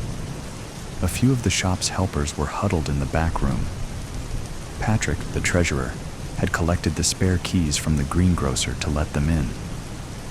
The gatherers were addressing one topic, namely, why their long-serving manager, Rhea, had failed to open up the day before. "I just can't understand it," Ivy, one of the shop's founding members, said. "I've never known her not to turn up, unless she's on holiday. In all the years I've known Rhea, she's never had a day's sickness." "Wasn't she going to New Zealand to visit her sister?" Patrick asked. "She was, but not until the following week. It's in the shop diary. Here, take a look." Ivy tapped the relevant pages meaningfully. "I'm not doubting you, Ivy, but she may have got the dates wrong. She wasn't in the habit of making mistakes." Ivy's loyalty knew no bounds. Patrick adopted a different approach. "You've tried Rhea's landline, I take it?" "Several times. Each time it went straight to answer phone." "Right. Still, I expect we're worrying over nothing." "But you have to admit she has been a bit distracted lately," someone piped up. Patrick turned to Silvana hopefully, but she shook her head. "I've tried her on her mobile, but nothing." Silvana was a refugee who had joined the shop 2 years earlier. Since Rhea had taken her under her wing when she first came to England, her English had improved markedly. Silvana had been on the verge of admitting her true feelings for Rhea. Reality had crushed the likelihood of her returning to her homeland anytime soon and been replaced by something entirely unexpected: an overwhelming love for another human being. Silvana's great wish was to know whether that love was returned. Rhea clearly liked her, but was it worth risking their friendship for more? The path to such an admission seemed littered with obstacles. Now, the mystery of Rhea's whereabouts could be added to an already growing list. "Did Rhea say anything about changing her holiday plans, Silvana?" Patrick asked, determined to get to the bottom of things. "Number I went to her house for my lesson last Wednesday. She told me she'd be away all next week." Silvana had considered the matter carefully. "Yes, that is so." Patrick said. "I guess I'll have to contact the area manager about reopening the shop." "You'll need to do that. Volunteer phone numbers are stored in the locked cabinet, and only Rhea has the key," Ivy interjected. "Head office have contact numbers too." Everyone knew Rhea always carried a set of keys on a fob attached to a waistband. Patrick joked she secretly had a cellar key for the shop's more trying customers, to which he'd received an enigmatic smile. The actual cellar key had supposedly vanished in the mists of time. Certainly, there was no call to use the cellar with ample storage space elsewhere. In any case, the cellar door was kept permanently locked, preventing anyone getting trapped if there was a fire. Patrick scrutinized the rota sheets. "Maybe Judd would be willing to help if we reopen the shop," he suggested. Silvana, who distrusted Judd, said nothing. 3 months earlier, dressed in black jeans and hoodie and trailed by a mournful cocker spaniel, Judd had shown up to inquire about volunteering. When Silvana had bent to pat his dog, it had backed off whimpering. "She gets nervous round new people," Judd had explained. Tucking away the banking money, Patrick had gone to fetch Rhea. "A young man's inquiring about volunteering," he'd told her. "Shall I send him through?" "What's he like?" Rhea was wearily tapping information into the computer at her desk. "He seems pleasant enough. His dog's rather nervous." Rhea massaged her aching neck. "Send him through," she said. Rhea had confided in Silvana about her difficulty in getting references for Judd Dig Deep. Eventually, he'd presented her with 2 typed ones, supposedly from an ex-employer. With typical thoroughness, Rhea had rung one of the numbers to learn more about the new helper. When a voice answered sounding suspiciously like Judd's, she'd intended to investigate further. However, other things had intervened. A few weeks after this uncharacteristic omission, Judd was indeed proving to be an asset. Willing to turn his hand to anything, it was a relief not having to lift heavy sacks and boxes donated by the public from one end of the shop to the other. With little guidance, Judd had transformed one of the sorting rooms, leaving it immaculate. One evening, when Silvana cycled past the back of the shop, she noticed a group of undesirables hanging with Judd, engrossed in conversation. She hurried past, hoping she hadn't been seen. She raised her concerns to Rhea, who told her it was nothing to worry about, that she'd keep an eye on things, and bafflingly added, "I'd rather you didn't mention this to anyone else." The day the shop reopened, without Rhea at the helm, was Silvana's birthday. Patrick invited her to join him later for one of his wife's specials, homemade pizza and pear wine. The food tasted delicious, but she pushed her plate to one side. "You're still worried about Rhea, aren't you?" Patrick observed. "Her cell phone is dead. It's strange. I knocked on her door last night, but still no answer." Patrick got up. "I tell you what, I happen to know Rhea's neighbor, Angela, from the book club. She looks after the garden when Rhea goes away. She may well have a spare key. I'm sure there's nothing to worry about, but it wouldn't do any harm to check if everything is all right." Silvana was relieved. "That's a great idea, thanks, Patrick. I've been known to have a few in my time. Come on, get your coat. Let's see if we can solve this mystery." Half an hour later, the pair were standing in Rhea's house. The hallway led into an open-plan kitchen diner with gleaming countertops and state-of-the-art gadgets. The smell of coffee lingered invitingly. When Rhea's partner Lindsay had died 5 years earlier, she'd left her with a generous insurance payout. Silvana sighed, remembering the other day when she and Rhea had drawn close over a bottle of wine. Rhea had even given her a present. "Only to be opened on your birthday," she instructed. But beneath the gaiety, she'd been out of sorts. Rhea had brushed aside Silvana's offer of help with a brisk, "I'm fine." "I'll check down here if you do upstairs," Patrick said, jolting Silvana back to the present. The passport was lying on the bedside table. However, the photograph bore little resemblance to the person Silvana had come to love and admire. Having spent time working for a private detective agency when she was younger, instinct overrode caution, and she began a meticulous search for clues. Predictably, Rhea's shop keys were lying on the bedside table. More unexpected was the discovery of another set of keys attached to a ring with a tag labeled "Cellar." "Are you all right?" Patrick called up from the bottom of the staircase. "I'm okay." Silvana tucked the cellar keys into her bag. Then she remembered Rhea's present and opened it. She was surprised to find a pay-as-you-go phone already charged up. "Well?" Patrick exclaimed. "Did you find anything?" "Just this." She gave him the passport. "That's odd. It appears she never made it to New Zealand after all. Maybe it's time to involve the police." "What? Right now?" "It is rather late. I doubt they'll want to be disturbed tonight." Patrick thought of the half-opened bottle of wine waiting back home. "I'll act tomorrow morning. Shall I walk you back?" "No need. I can take care of myself," Silvana said firmly.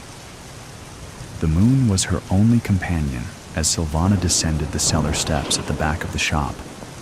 With growing unease, she encased her hands in a pair of gloves and took off her shoes. She didn't want anyone to know of her presence. After 3 attempts, the door creaked open, and she was met by a cloying damp, overlaid by something else. Something unpleasant. Tensing, she flicked on her phone torch and spotted a narrow corridor with another door at the end. Filled with foreboding, she slowly turned the handle. She smelt the body before she saw it. Wearing the trademark hoodie, the bloating, discolored thing in front of her, could hardly be called human. Judd lay slumped against an upturned table, his eyes staring and opaque. Silvana covered her face with a handkerchief to prevent retching and inspected the scene, noting the bloodied head and smashed vase lying beside it. The blood had pooled and dried, staining the clothes and floor. She was no expert, but if the rotting undertones were anything to go by, death had probably occurred a few days earlier. Even then, horror was blunted by relief. So long as it wasn't Rhea, she had the strength for anything. But where was Rhea? Adjusting to the dimness, Silvana tried to make sense of her surroundings.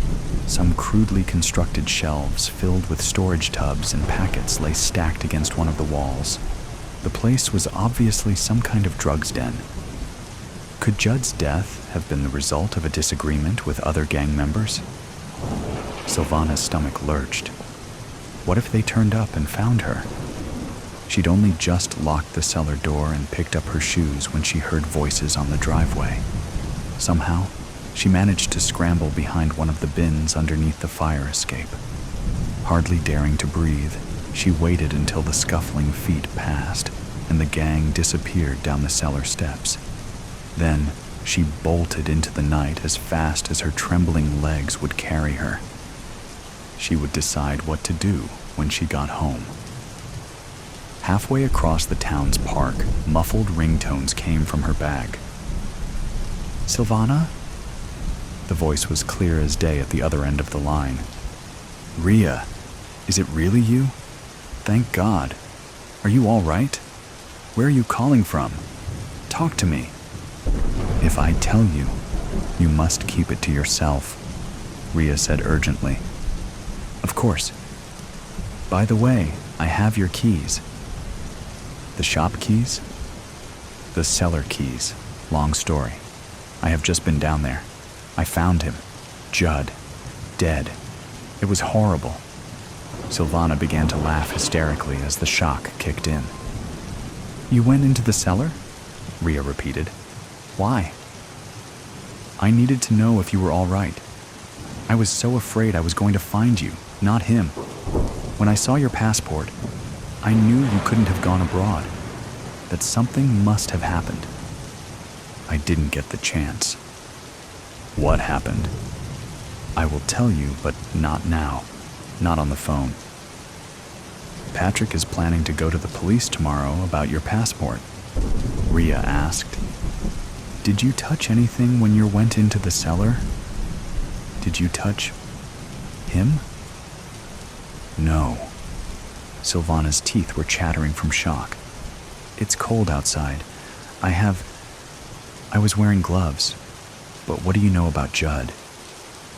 "Why were you wearing gloves?" "I don't know. I had a bad feeling. I didn't want to be implicated in anything. Back home, I once worked at a detective agency. I learned about not touching crime scenes." "You may want to call the police," Rhea said. "But please, can I ask you not to tell them I got in contact or about me giving you the phone? We'll meet soon. That is, if you want to. I'll understand if you don't want anything more to do with me." "Of course I want to meet you." It seemed silly pretending now. "It's all I think about." Silvana's heart flipped when she saw the distant figure standing on the pier below. The matinee performance at the Pavilion Theater was in full swing, and the pier was almost deserted. She came up behind Rhea, patting her on the shoulder. "Hey!" Rhea turned, instantly relaxing when she saw her friend. "Hey." Silvana sank into Ria's arms. For a long time, the pair embraced. "It's so good to see you," Silvana said. "Likewise." Ria glanced round. "Does anyone know you're here?" "Number, and I'm so hungry." Ria grinned. "How about some fish and chips? I'll treat you." "You mean the famous English fish and chips?" Ria grinned. "I've discovered a great place on the front." She linked arms with Silvana. "Come on, let's eat. Then, I'll tell you everything." Judd was a bad lot, Ria admitted later. "He was running a drug racket, and I threatened to report him to the police." "It doesn't surprise me. But how did you find out?" "Not long after I joined the shop, I was clearing up one of the back rooms and came across a discarded cabinet. There were 2 sets of cellar keys in it. I never told anyone about them, partly because I didn't want a lot of fuss. I wanted to keep it to myself. Unfortunately, Judd caught me coming up the stairs one evening and demanded to store his things there. I didn't like the way he spoke to me. When I refused, he threatened to torture his dog in front of me. He implied if I didn't comply, I'd be next. His eyes were so cold. For the second time in my life, I felt real fear. There would be time enough to ask about the first time, Silvana thought, clasping Ria's hand. "I'm afraid there's more," Ria said dully. "You probably won't want anything to do with me when you hear the rest." Silvana clutched Ria's hand more tightly. She'd come too far to be brushed aside. "Why don't you let me be the judge of that?" she said firmly. "Whatever it is, we'll bear it together. You see, I love you. I need you to know that." "You do?" For a moment, Ria's face shone. "That's a relief," she said, laughing. "I thought it was just me." "Did you?" Silvana laughed too. "I may have had my suspicions, but I didn't want to say anything." "Oh, I'm so happy," Silvana said. "But hold your horses before we get carried away," Ria warned. "Hold my horses?" An English expression. It means don't count your chickens. "Count my chickens?" "Silvana, my love, let me finish my story before you say anything." "Okay, sorry." Silvana nibbled a stray chip. Ria was smiling in spite of everything. "In the end, I couldn't stand being held to ransom by a bully like Judd. A few days ago, I foolishly decided to confront him in the cellar. He went to grab a knife from the table. There was an old jar on one of the shelves, and as he turned, I smashed it over his head." She shuddered. "I couldn't tell you all this, but I made sure you had the phone before I left. I hoped you'd stay in touch. The day after, I headed here, not wanting to be traced. I paid for everything with cash." "But surely the police will realize you only acted in self-defense," Silvana insisted. "Perhaps I should have gone to them straight away, but I couldn't face it." Ria's hesitation was palpable. "Especially considering..." "Considering what?" In spite of the warmth between them, Silvana felt a sudden chill, like someone walking over a grave. "What aren't you telling me?" Ria's voice broke. "I'm terminally ill. At best, I only have months to live. At worst, it will be weeks. I have all the medication I need. I just want to spend my last days in a place with happy memories." "I can't believe it." But Silvana knew Ria was speaking the truth. She tried to disguise her anguish. "How long have you known?" she whispered. "I only found out for certain the day before Judd threatened me in the cellar. Maybe I wasn't thinking straight. I should have told the police everything long before, but by then I was in too deep. I'm going to stay with you." Silvana had never been more certain of anything. Rhea shook her head. Stay with me tonight and go back tomorrow. It won't be long before the police check the cellar. It will look odd if you're not there. I have every faith in your survival skills. Look how far you've come. In the meantime, there's something I want you to have. What is it? Rhea handed Silvana 2 envelopes. Inside one is a plan of the cellar. After years of searching, I think I may have finally uncovered the sealed entrance to a tunnel leading to the old priory. My father was a historian and suspected there might be one near the shop. The other is a copy of my will. It's my final and dearest wish to make your life better when I've gone.